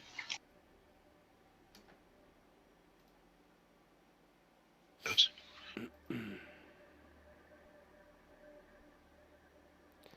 So, he Asher looks and turns, and you see him kind of try to push the other guy out of the way, and goes back towards the ice shack. And this is as you're walking closer and closer, right? You're still 100 feet away, and you see him drag what looks to be a body, back towards the ice. On that, Ian's got his shotgun up and he's charging across the ice, fucking Asher, stand down right now. Yep, Jack's running that way as fast as he can with the mangled arm, lost blood, etc. Yeah, Barbara's charging in. She's like, Garfield County Police or Sheriff, put your hands in the air right now. Jacob just hits the deck and starts looking through his scope. Asher, what the hell are you doing? And he yells, it's not my fault. And he literally takes the body and stuffs it in the hole they had been chopping. We can't even try to get beat him to it. There's no test. You guys are sure. If you want to, you can do an athletics. Yeah, I don't know. Stamina? Run across the snow? You got to run across the snow and ice. So, I mean, you guys are at a really, really far distance, but I'll let you try. Let's see. Can you guys hear me now? Yep. Mhm. we Yeah, hear there you. you are. Okay, so go ahead, David. What do you do when he like drags the body out on the ice? So I come running around the corner. My hands are waving in the air, screaming, "We need help over here! We need help over here!" No fucking shit. Yeah, I mean, like, if there ain't a test associated with this, Yeah, then, I'm going to give you one. It's going to be athletics, strength, athletics, strength. okay, all right. Oh shit. This is something I'm good at. You guys are going to need I have at least 3 successes just because of the distance. Yeah, it's impossible for me to actually make that. So I'll Well, just. that's not true. Abstain. You can explode dice. I mean, And So I'm looking for activating my virtue on this one for justice. I mean, there's a dead body involved. oh yeah, I think that's good. So you get a free willpower if you want to use it right now. Oh, right? yes, yes. and I'm trying to make my way to Asher as well to stop him, but I'm holding onto my side, my bleeding wound, as I'm making my way towards him.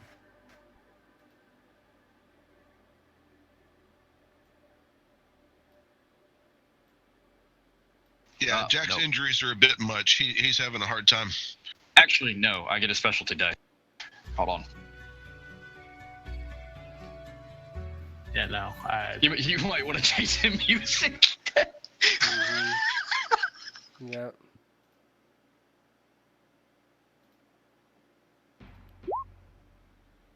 There you go. 3 successes. Okay.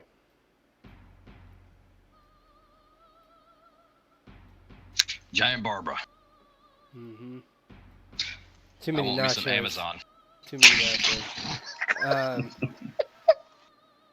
So as you run forward, he's like dragging the body by the back of the shirt or whatever, and he's like, "It's not my fault. It's not my fault." And he starts to like stuff the body into the hole, and he gets like the head and shoulders in. And what do you do to prevent him to pushing the body in the? Oh, I'd fucking tackle the shit out of him. Like, full-on football tackle. Yeah, so you basically spear him onto his back, and he lands roughly in the snow and ice and just kind of grunts, and the axe goes kind of flying in the air. And so right now the body's just like, the torso in is just like sticking straight down. It's like an L, right? Like the legs are just on top of the ice, and the head and the torso are like underneath. So, yeah, Ian's fighting through the snow and ice just to get over there, and, like, he gets over there and spears the crap out of him. Hopefully this buys you guys some time. Yeah, and by that time you guys are, a couple, 10, 15 seconds later, you're all kind of in the area.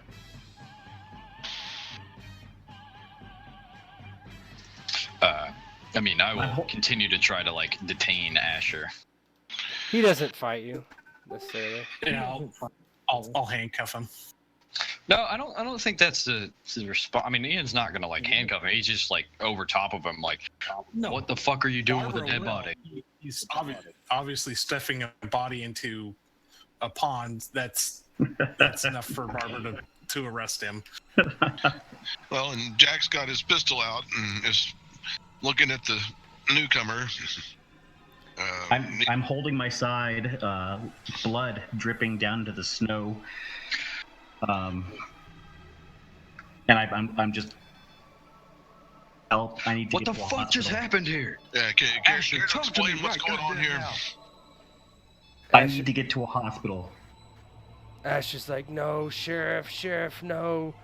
He's like, "We came here and this man tried to hurt us," and he just like shakes his head, and he's like, "And then he killed him. And I know it'd be bad for you. Just let me dump the body here. Just get rid of it.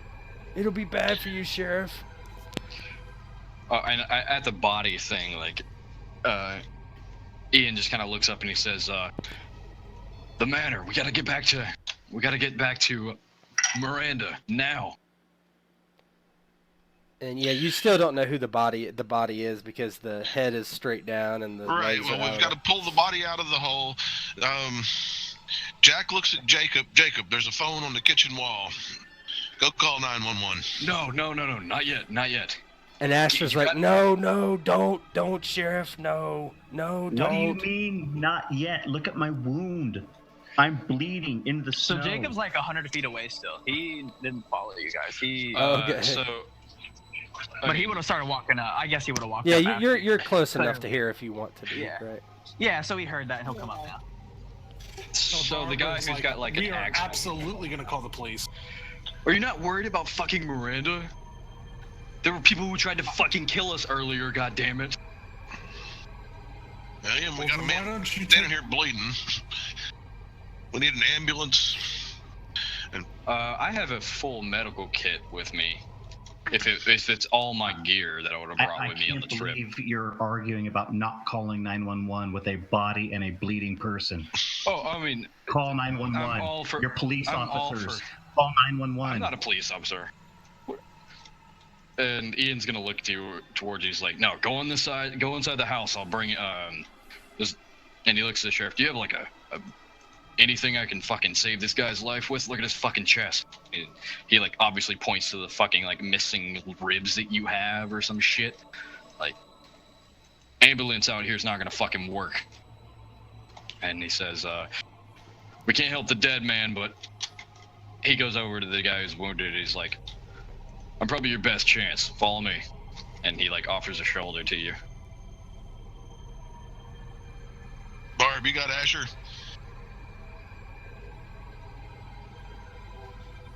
Yeah, and she just kind of looks at him like incredulously. So like, yeah, I've got him. Why aren't we getting more help? Yeah, well, Jack was walking towards his house for the phone. Oh, before we like get off, can like Ian lift the body out of the lake? Mm-hmm. So you pull quickly you pull the feet of the body and pull it out, and as you flip it over, it's Jerry. Like Ian just like snaps back and says, "Holy fuck, it's Jerry!"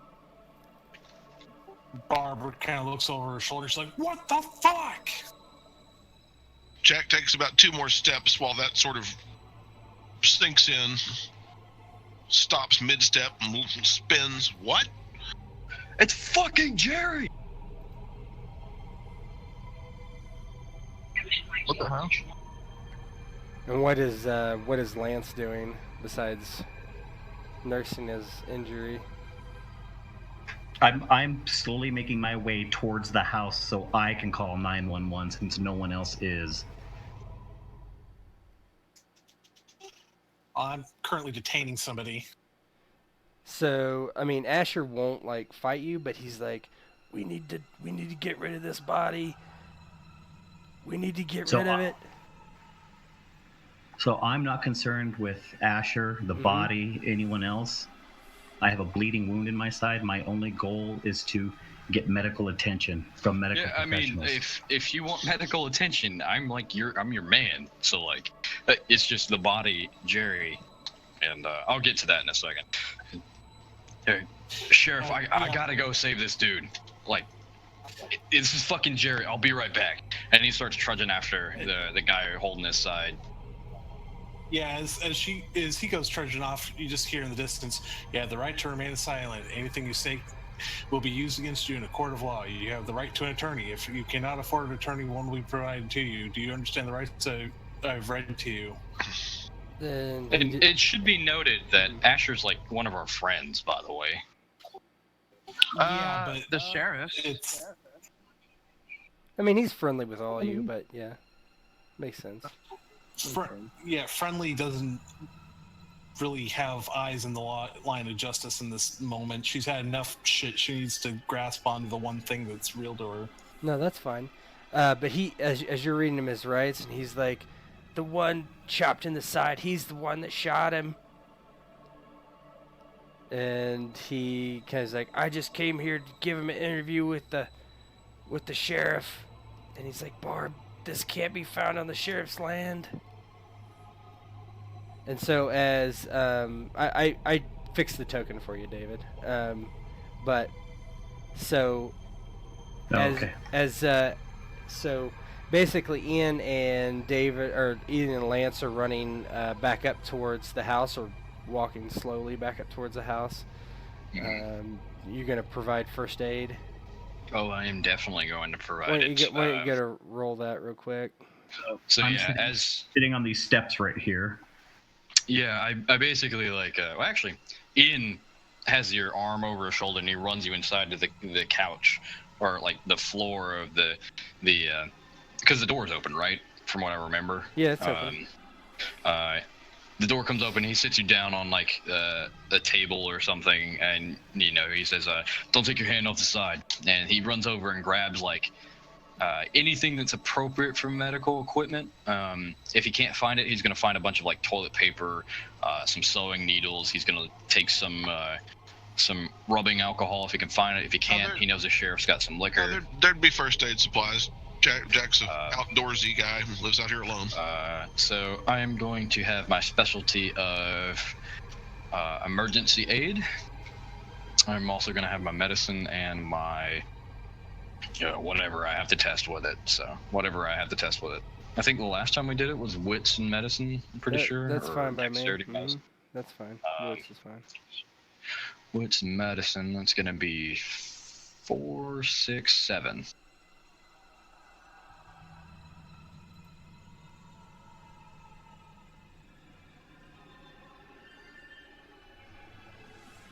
I'm holding my side, blood oozing between my fingers, getting lightheaded. And Jack is calling an ambulance, but since we just pulled Jerry out of the hole and Asher's here, I think for the moment he and Barb will do the investigating. So you realize that it's not cut necessarily, but you notice that the phone line has been jerked out of the wall, right? And so as you go to reconnect it all, you realize that it's been damaged, and that you can't actually reconnect it. Damn it. Yeah, you were there when that happened. I also have 3 successes on a first aid. Yep. So I don't know if healing works. I don't either off the top of my head. We'll just keep that note. So you feel better. He staunches the blood. Sewing you up with like a hand needle. Like, god damn, he hit you hard. He swung it at me twice. I just started firing and firing. What'd he hit you with? With that axe that Asher was using to dig in the ice.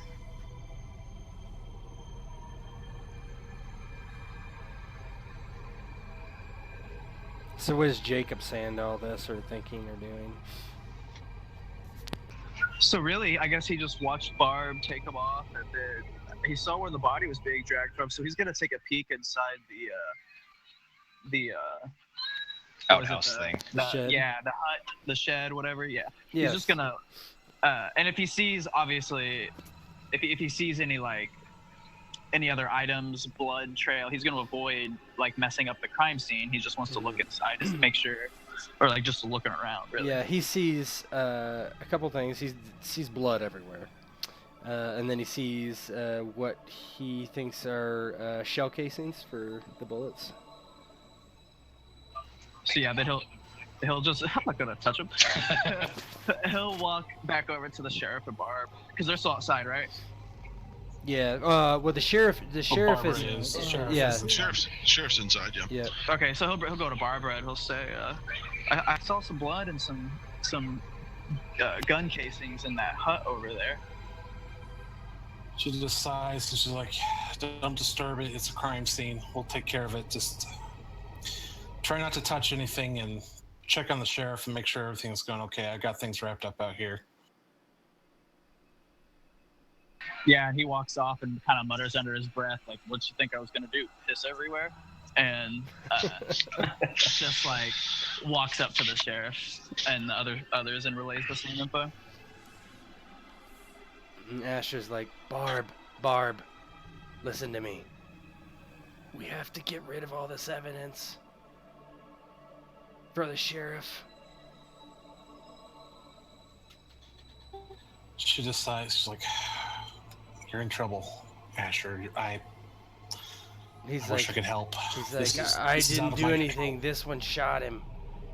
He shot him after he was down. He shot him in the back.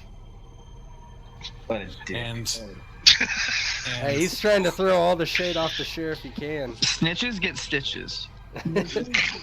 This guy And has she's already like, had "And worse we'll than take-" stitches. She's like, "And we'll take care of him, but you're just we're trying to dispose of evidence. That's bad." And Asher's like, if you call this in, the sheriff's gonna lose the next election. I guarantee it.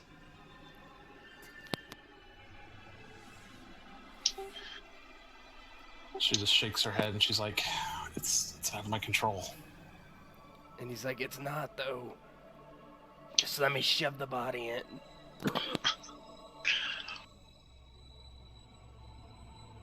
And I asked the She's sheriff just again. like, unless I...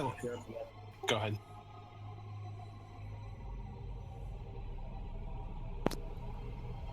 Yeah, who's saying something?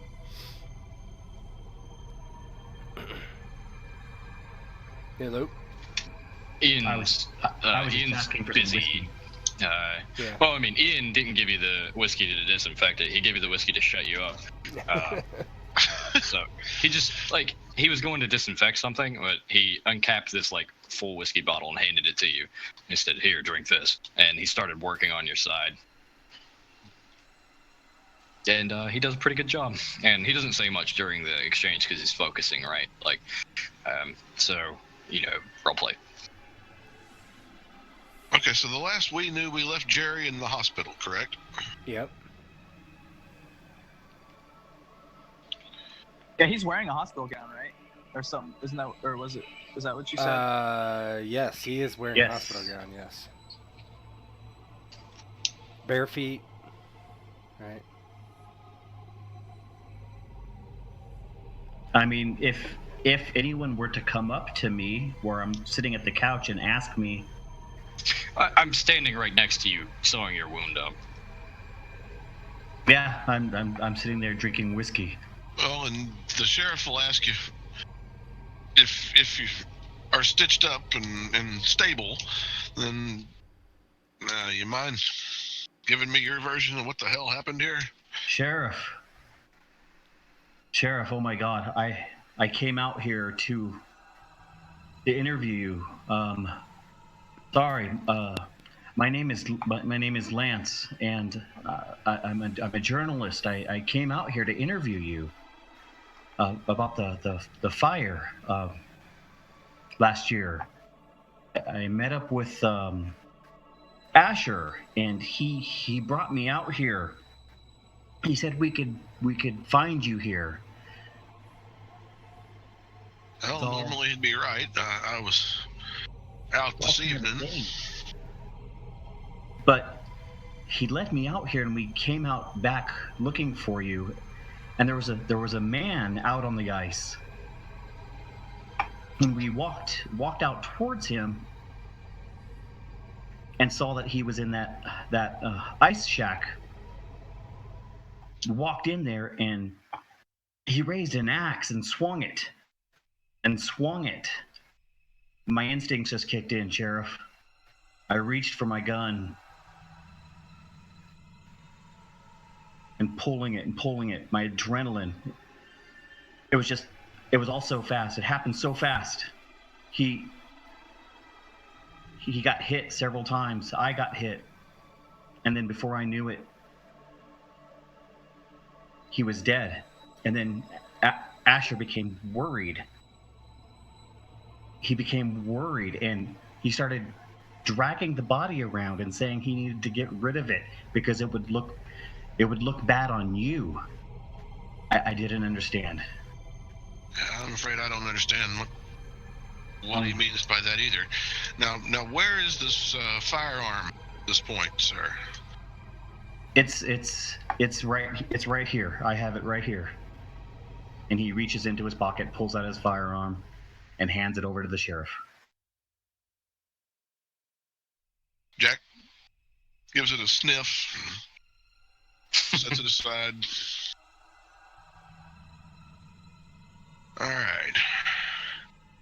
And so Jerry just appeared out of my shed and attacked you with an axe. I don't know who that was. I don't. Well, Sure.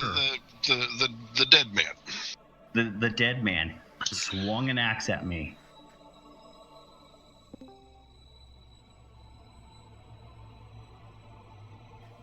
This is some cool. That's all I can shit, tell you. man. That's all I can tell you. Jack, this is some And- bonkers shit, man. Well, and Jack would check out Lance's identification and whatever, his press pass or whatever. I have a press pass. My gun is registered. I have ID on me. Jack, I have a Can't concealed forget. carry permit. Jack, we can't forget. We just got fucking attacked. You still have your fucking... Like, look at your arm. Yeah, I know, Ian. There sure is a whole lot of crazy going on around here. Well, we need to get back to the fucking manor. Right goddamn now. So looking around, it looks like it's either like we don't feel like a lot of time has passed, right? But the snowstorm seems to be past. Yeah, the snowstorm's done, and I mean, when you passed out, it was the middle of the night, right? And it is And like then it was dusk again. Yeah, it's dusk right now. So at least a day. Yeah. He says. Jacob will actually say. Does it look like there's still a lot of snow on the ground though? Like it just recently passed? Yeah, there's a lot of snow on the ground. So yeah, Jacob will say, he's like, I'm not even sure if we can get out there yet. The snow was pretty bad. And there's one car here, right? And it's Asher's. And he's got like a Jeep. Oh, and Jack will kind of take Ian aside, step into the kitchen for a moment. You're right, Ian. We need to know what's going on back out there. But in the meantime, we've got a dead Jerry, wounded reporter. Yeah, but he somehow And got out of the... He got out of the fucking hospital, which there were officers there, weren't there? Somebody let him out.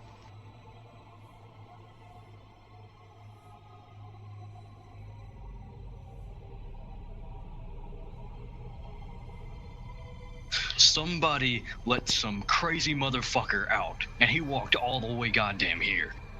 He had to have snuck out and stole a car. What fucking car? The only car that's here is the fucking reporters. Look outside the windows. I'm drinking my whiskey, wishing I had one of those cell phones like Zach has on Saved by the Bell. God, those things would give you super cancer. Holy shit. So glad I had one of those, if you believe it or not. But anyway, go ahead. I actually had one that had a handset, a wired handset. Oh man, you were like the pinnacle of cool. Holy shit. No, I'm the pinnacle of old. But yeah, it's like,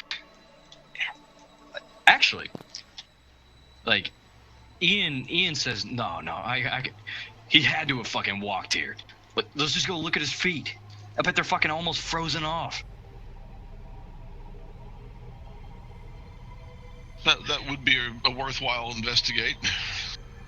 He's like, if he walked here, yeah, somebody fucking let him here, or worse, if he didn't have a car, somebody drove him to your residence. Somebody knows where you live. Yeah, well, that's probably not any real big secret. Well, I mean, to Jerry though. Right, yeah, crazy Jerry. It is a real good question how the hell he knew. It's like, we just need to see how he fucking got here. If there's like foot marks in the snow, if he just fucking walked here across, like, through the woods like we did, he didn't just show up here immediately. Like, you go deal with them. I'll stay in here and talk to Asher. You're probably better at this shit anyway. Yeah, Asher's still outside, but you can bring him in with Barb and do what you want. Yeah, well, we need to get Asher and our reporter in the same place where Barbara the sheriff can keep an eye on the two of them, and then the other one can go look at the crime scene a little more. Mm-hmm. Well, how about the two investigators go do the investigation and, like, use those tidbits of information? Me and Jacob just... I mean, to be technical, I bet Jacob's investigation's just as good as theirs.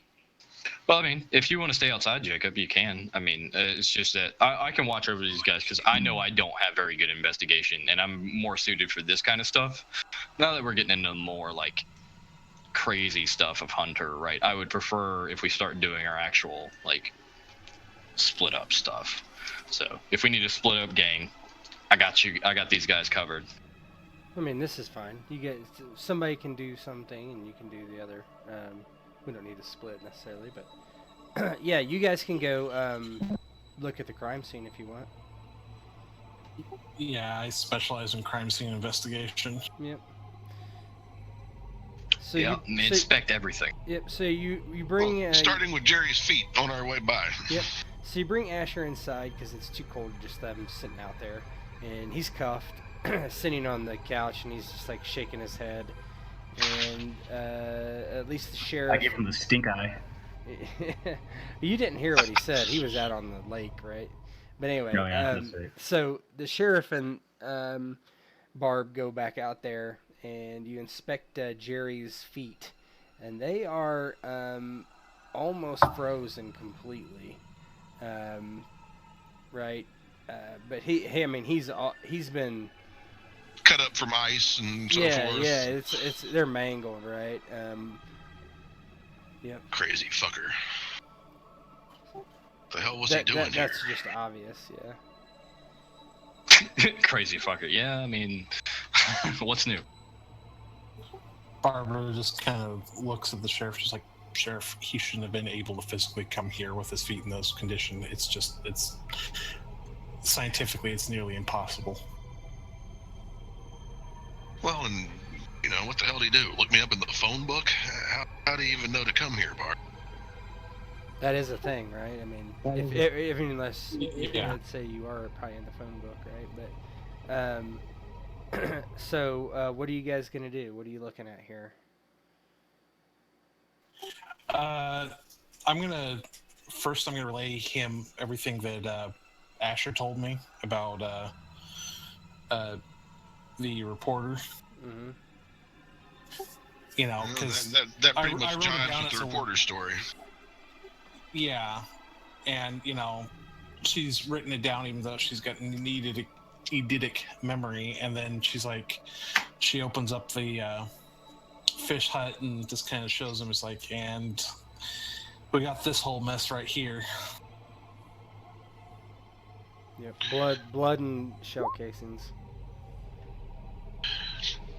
Well, and we'll give that the forensic look over and see if at least on the surface it seems to look like what the reporter described. Like, okay, yeah, here's where he was attacked. Here's where he was standing and fired shell casings. Can I do a crime scene investigation on Jerry just to... You absolutely I want can. to thoroughly look him over. You can. Mm-hmm. Go ahead and roll. Right, cool. So that's my investment. Is that do I get anything bonus for it being crime scene? Is it like you an get extra... your specialty if you have it, right? So that would be intelligence, investigation, plus your crime scene. So 4. So 7. You're gonna roll 8 dice. 4, 3. Well, and if it's a thing, Jack will assist. Yeah, you could. Yeah. So just roll 9 dice then.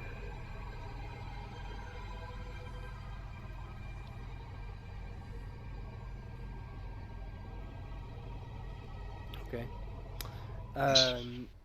So, here's what you find.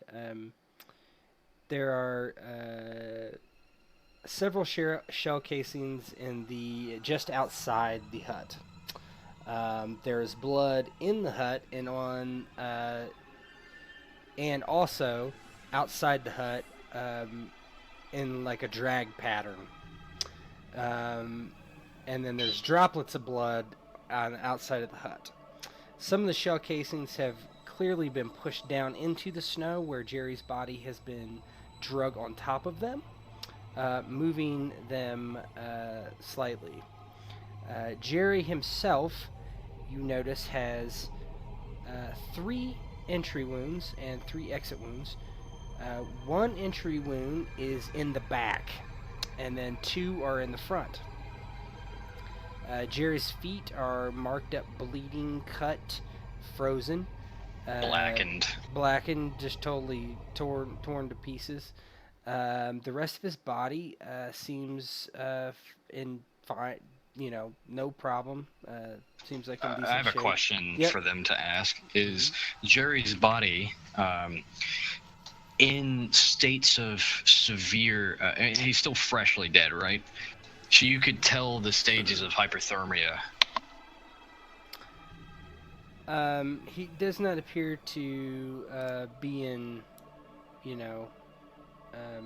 well, he does appear to have signs of bluing of the legs up to probably the knees. His nose is slightly blackened, and his body looks in pretty rough shape. But as far as acute wounds, it's just the gunshots and his feet are torn up. You would have to probably do an autopsy on him to figure out the stage of hypothermia, but it looks like he's been outside for a while, even though he's only been dead. Well, I mean, Asher and them basically confirm it's been 10 minutes, 15 minutes, something like that. Jack's interested in one thing in particular about Jerry's wounds. The angle of the wound that goes from rear to front. Yep. So they would be going down the body, so from shoulder to waist. So this would be indicative of someone shooting someone when they're laying face down. Or someone who had fallen. Yep, they've been laying face down in front of them, and somebody shooting at a downward arc at someone either kneeling or laying. Well, but so really it dovetails with what Lance told him, that he was attacked, he shot Jerry fell, he kept shooting. Yep, could be. It also goes with what Asher said, that the guy was on the ground and he shot him, right? But same story, really. She just looks at the sheriff and she's like, "Sheriff, he's not wrong. This is gonna look really bad on you. I mean, we have witnesses that you weren't at there. I mean, we can all attest to it, but it's happened on your property, and people are gonna take that into consideration. I'm not saying we dispose of it, but I'll follow your lead, whatever it is." Yeah, Barb.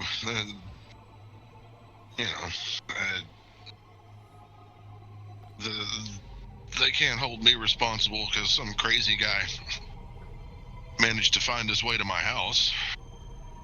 Like you said, I wasn't even here. What was the crazy bastard doing? She's like, "Sheriff, I would never say this in front of that fucking jackass, but he's right. Ian's right. There's something going on here that doesn't add up." Well, clearly. What do you remember about last night? Everything.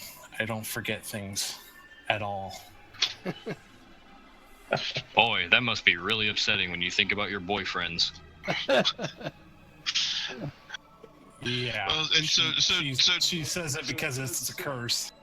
So Jack starts to relate some of the details of his hallucination about this crazy masquerade ball. And she's just like, it's everything you're saying is exactly right. I can even. What? She starts going over names. She just starts writing down everything that she remembered hearing, everything she remembered everybody saying, you know, in as much detail as possible. And she's just like, this is everything I remember. And she hands him the notebook. What the fuck? No. Somebody drugged us and made us watch a movie. I don't know. This doesn't make any sense, Barb. Sheriff, we can test this back at the base. It's not hard. I mean, we do this kind of thing all the time. We're police officers. Yeah, you could drug dice yourself, that's for sure. Right. That's. I think that's a thing.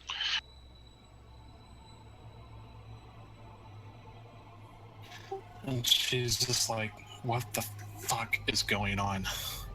Sheriff, I'm scared. I mean, I was warped to some imaginary party. I mean, we would have, if this was some sort of drug-induced dream, we'd be like Jerry. We'd be half frozen to death in the middle of a blizzard. There's no way. God damn it. And just right. Just some damn it. common sense things, right? You're sharing the same hallucination, right? So, Yeah. Right. That was the point in Jack. Yeah, watching a movie, yeah. So inside Asher is looking at Lance, and he's not particularly pleased, and he's like, we shouldn't have come out here. I don't know why I hate meeting new people. This was a mistake. Now look what's happened. Asher, listen, this ain't your fault, man. Crazy shit's been happening all the time. He's like, we need to get rid of that body, Ian. You don't have to fucking tell me twice. What were you thinking? Why were you dragging the body? What were you gonna do? I was gonna stick it in the lake until summer, and then I would have come out and hit it. So I think Ian's actually going to actually do something. Okay. And he is going to sit down and look at Jacob. He's like, ignoring the conversation between the two, right? Sorry for speaking up over you guys, but he will say, Jacob. He's like Jacob, holding his hand. He says that. Jacob says, what? You saw what I saw last night, right? Jacob just like shakes his head. He's like, I don't know what I saw. Some guy. No, you can't say that, Jacob. It you depends. can't What'd say you that say? to me. Jacob, you can't say that to me. You know what you saw. I saw it too, alright? And just so you guys know, like, the personal things that happened to you, the other people did not really see. Right, which is why I was starting to, Yep, go ahead. So Jacob was like, I don't know what you saw, but I was at a party, and then I got transported to a maze, and some guy ran me through with a spear. I began to bleed, and then the next thing I remember is being in the forest. Yeah. I lost something to some angelic-looking chick. I was in a cage. I was a monster. Yeah, and then it kind of clicks in his brain, and he says, do you think that we're going to be in the book now? Our names? Oh, and he like looks down at the book that's like by his side in his pocket or something. He pulls it out and he looks at the cover of it. And he looks at it and he like looks up at Jacob and he hands Jacob the shotgun before he does anything. Yeah, okay. Jacob And sets his rifle like right to his side and holds the shotgun. It's like, I don't need to explain what I'm giving that to you for, right? Yeah, and Jacob nods in understanding. Yeah, and Ian just kind of gulps and like looks at the book. There's a Fox logo on the front. And I will open the first page. You open the first page, and you're not quite sure what you're going to see. You do see things on the page. It is not blank. However, it is not written in English, and you recall what was kind of happening before, and this time it doesn't really happen. It's like if you were guessing, it looks like kind of like a mix of like kanji and Sanskrit and Arabic, just all kinds of weird dashes and swirls. Now, I have a question. I still have that glass pane shard that Miranda had picked up. It is in your other hand, yeah. Or other pocket, in the pocket, yeah. I mean, Ian takes this piece of glass out, and it's really sharp and jagged and, like, really long. And this is in full view of you, David. Right, yeah. Oh, and David, okay. Okay. Well, all of you, really, probably. But yeah, all of you. I mean, he sits down and, like, moves the glass thing over the view of it and, like, looks through it. Yeah, and right in front of David, and right in front of Ian as well. Jacob just trains the shotgun on Ian, but finger not on the trigger. I hope not. You fucking asshole. Finger not on the trigger, and he also says, "How do you feel?" I can't read this shit. And he like gets a little bit angry and then moves the glass pane in front of it. Does it change anything? So Asher's like, "What the fuck are you guys doing?" When you level the shotgun at him. Yeah, and I'm thinking the exact same thing. I'm starting to call for the sheriff. Sheriff, get in here. What are you guys doing? Yeah, and Jacob's just shut up for a fucking second, god damn it. Yeah, simultaneously with Ian, both Jacob doesn't yell very much, but simultaneously with Ian's yell, Jacob just says, "Shut the fuck up, reporter." Yeah, and so from the outside, Barb and the sheriff hear some yelling coming from inside, and as Ian kind of looks over the page, he sees something a little very different. Well, not totally different from the first time he looked. He sees a scene of snow and woods and something like that, and he sees like somebody walking through it, and he's getting slow. It's like a big dude with long arms, kind of like exaggeratedly long, and like a stooped back, and he's just kind of like lumbering through the woods, and you realize. Do I recognize these woods? No, not specifically. And he's got something cradled in his arm, and he's just kind of getting closer and closer. But then at some point on the page, he doesn't really get any closer. It always looks like he's moving, but you can't see any more details. Can I flip another page and try to like flip more pages to get closer views, like as I'm like a comic book, like I'm getting closer. You flip the next page, and then he's getting closer and closer. And his arm, it looks like a baby, and the baby's like got its arms like around his neck, and they're super long. And they're just kind of like grasping his neck, and he's just kind of getting closer and closer and closer. And the long-armed baby is just like, you hear like this, it is like nonsense words, kind of like a baby's babble, right? Mm-hmm. And what does Jacob do when he sees this? Jacob, what the fuck am I seeing right now, man? By the way, this is in view of the reporter and fucking shitbag. Yeah, can you repeat what happened? Just like the the cops are outside. I was talking to them for a second. No problem. It's literally what? Dude, the cops are here like every other day. I shit you not. God. So basically, you see this big hulking figure walking forward on the first page, and on the second page is still this big hulking figure with very long arms, very long torso, long legs, kind of stooped over.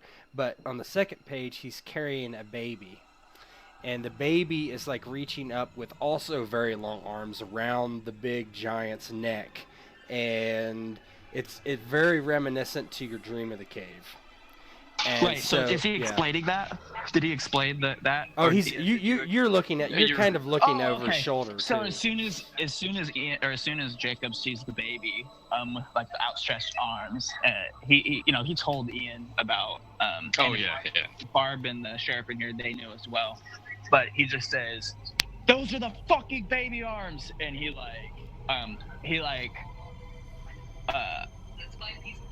sets the shotgun down because I mean he's pretty confident that there's not any, like Nothing's crazy happening to Ian. exactly. It would be almost instantaneous from the times that we know about it. So Right, and he's like, what the fuck does this mean? Did we have visions? Am I? What? And he can't even like get out the rest of what he's trying to say. like Ian just closes the book and he's like, "Listen, Jacob, just go outside with the sheriffs and calm down, all right?" Yeah. Fucking God. Jacob grabs his rifle and walks out. I get up off the couch and start making my way to the door. Sit the fuck down. I'm getting out of this goddamn place. I don't know what's going on. You guys are crazy. We have a jeep Yeah, I mean, here. when you start to walk away, Ian's gonna shove you back down on the couch. He's like, "You're not going anywhere. You just shot somebody." And Asher stands up and he's like, "Uncuff me. I'll make sure he doesn't get away." Asher, I can't do that. Jesus Christ. He's like, "Ian, you know what we have to do. We have to get rid of the body," and then he looks at Lance and he's like, "We should probably get rid of him too." What the fuck? Asher, I'm gonna fucking pretend for your sake you just didn't say that shit to me, alright? He's like, "Ian," he's like, "the sheriff will lose the next election. This guy's not going to keep his mouth shut." Listen, I'm not gonna save your life again, alright? Listen to me. Just be quiet and be calm. And he looks over at the reporter, and after he tells him to sit back down, do you sit back down? Well, I'm wounded. Yeah, you shoved me down. I don't have a lot of strength left. I mean, Ian looks to you and he says, "Listen, some really weird shit is going on. You're gonna have to forgive us if if pleasantries aren't really my aspect right now." Yeah, there's a lot of weird shit going on. Asher kind of sits down as well, and he frowns and looks kind of irritated at best, right? So, we don't have a way to talk. And he's kind of not going to looks. save you again. I thought the sheriff saved you. At the yelling from inside, Jack will kind of sigh and "What the hell now?" and start making his way back toward the house. Yeah, so by this conversation, you're probably there, and you peek through the door, and you hear Lance say that, and Asher respond. He's like, "They all saved my life." He's like, "But the sheriff, he was the one who made sure we all got pulled through." And he just shakes his head, and he's like, "And you've ruined it." Fuck. Ian just looks over his shoulder. Is Jacob just outside? Yeah, so he's pretty freaked out. He's trying to get his mind off things. He's just sort of looking through his scope, and I mean, he knows it's zeroed in and he's not gonna fire it, but he's just kind of messing with it, messing with his gun on the porch, basically. Hey, Jacob, keep your eyes peeled. We might have more of those freaks coming after us. And so, as he's kind of looking through his scope, he does see coming up the long drive towards the sheriff's house a very expensive and nice SUV that he recognizes instantly as his uncle's. Yeah, so he runs inside, and I assume everybody's inside by now, right? Mm-hmm. Yep. Yeah, so he'll yell to everybody. He's like, "I think that's my uncle coming down the driveway." Right. We need to tell him about your aunt. I need he to knows get to how the to hospital. Yeah, he's like, No, I took the best care I could of you. You're not going to a fucking hospital right now.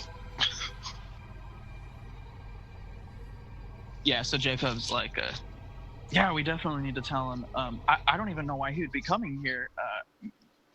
I mean, I'm not really sure." And then he runs out the door and goes to the edge of wherever he's gonna park, basically, and he's kind of waiting for him. Anybody else say anything while you're waiting? I mean, other than re-inspecting the wound because of, tearing and stuff like that, Ian will ask if he can inspect it again. What does Lance say? Yeah, you can look at the wound. That's fine. It's still no substitute for hospital care. Yeah, well, I've seen Marines take a lot worse than that, so buckle up, Pony Man. Pony Man, I like that.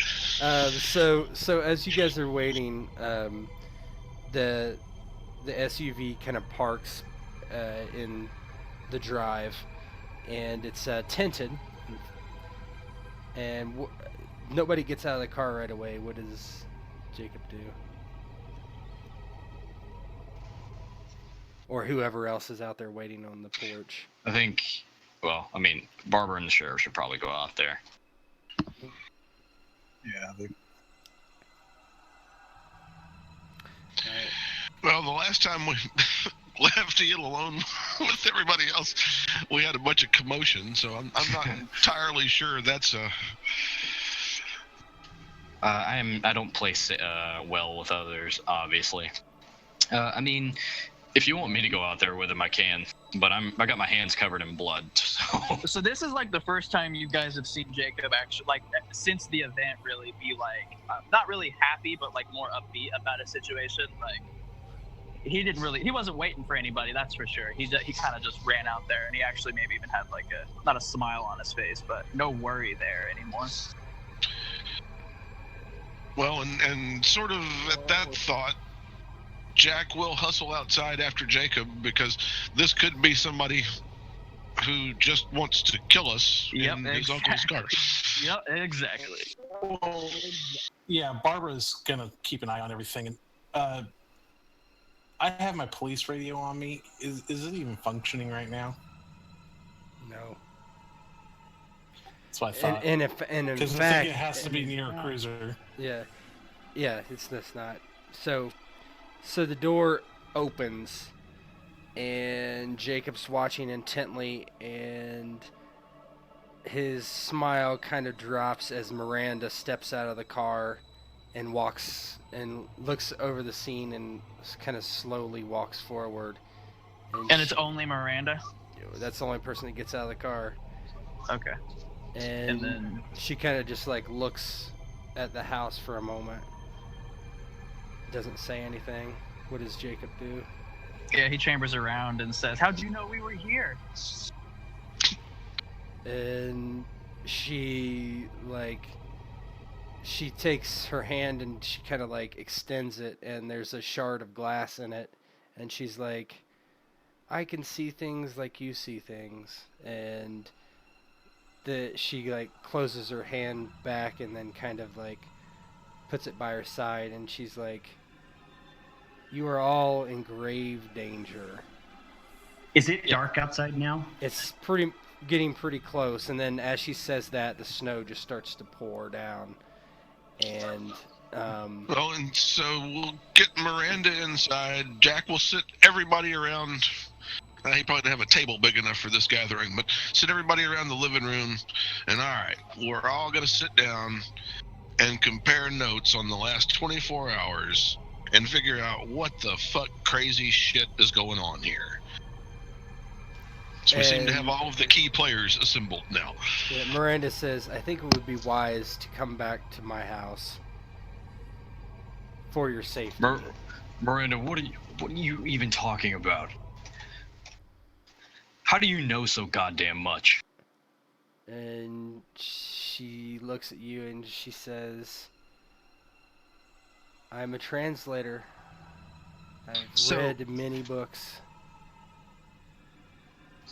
Books don't mean shit here, woman.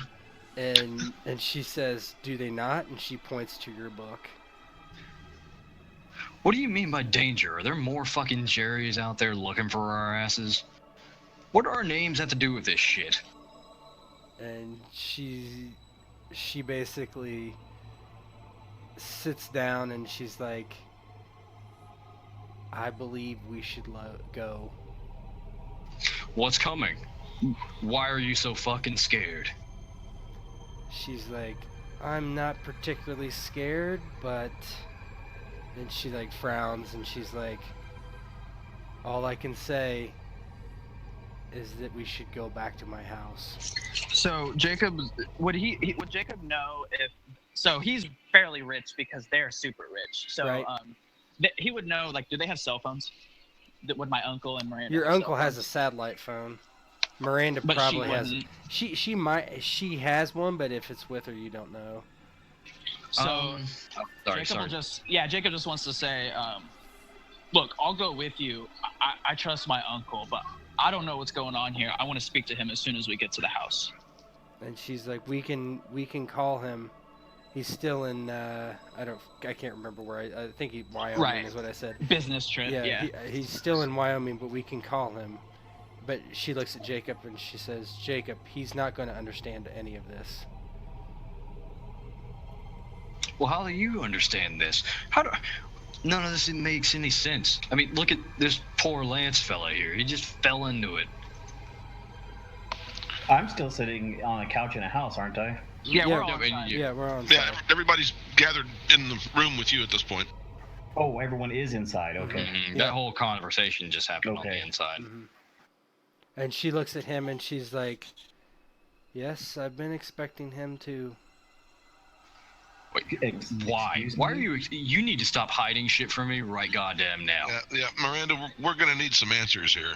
And she's like, What is going on? She's like, I can give you answers, but we need to go to the house now.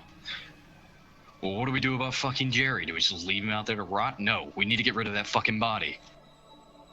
And she says, then you should probably do what the gas man says.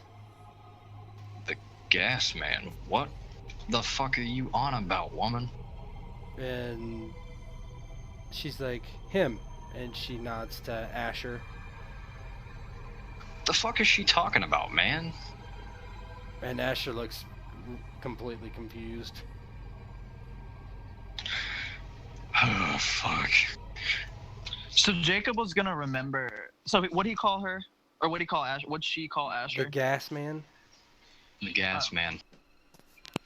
Does he feel like this is anything compared to how they were calling us different names in that dream sequence that we had, or that thing that we had? Potentially, but it didn't seem like those things seemed to be very archaic and historic, kind of angels, demons, jesters. The gas man doesn't really seem Right, to doesn't fit that sound like that. necessarily. So Jacob is gonna say to the group, And let's just go. We can find out more information on the way. The sheriff doesn't seem to be worried about Jerry. Miranda, Call it. answer me this. Do you actually have any more, does your husband have any, like, actual medical supplies? She's like, he will be fine.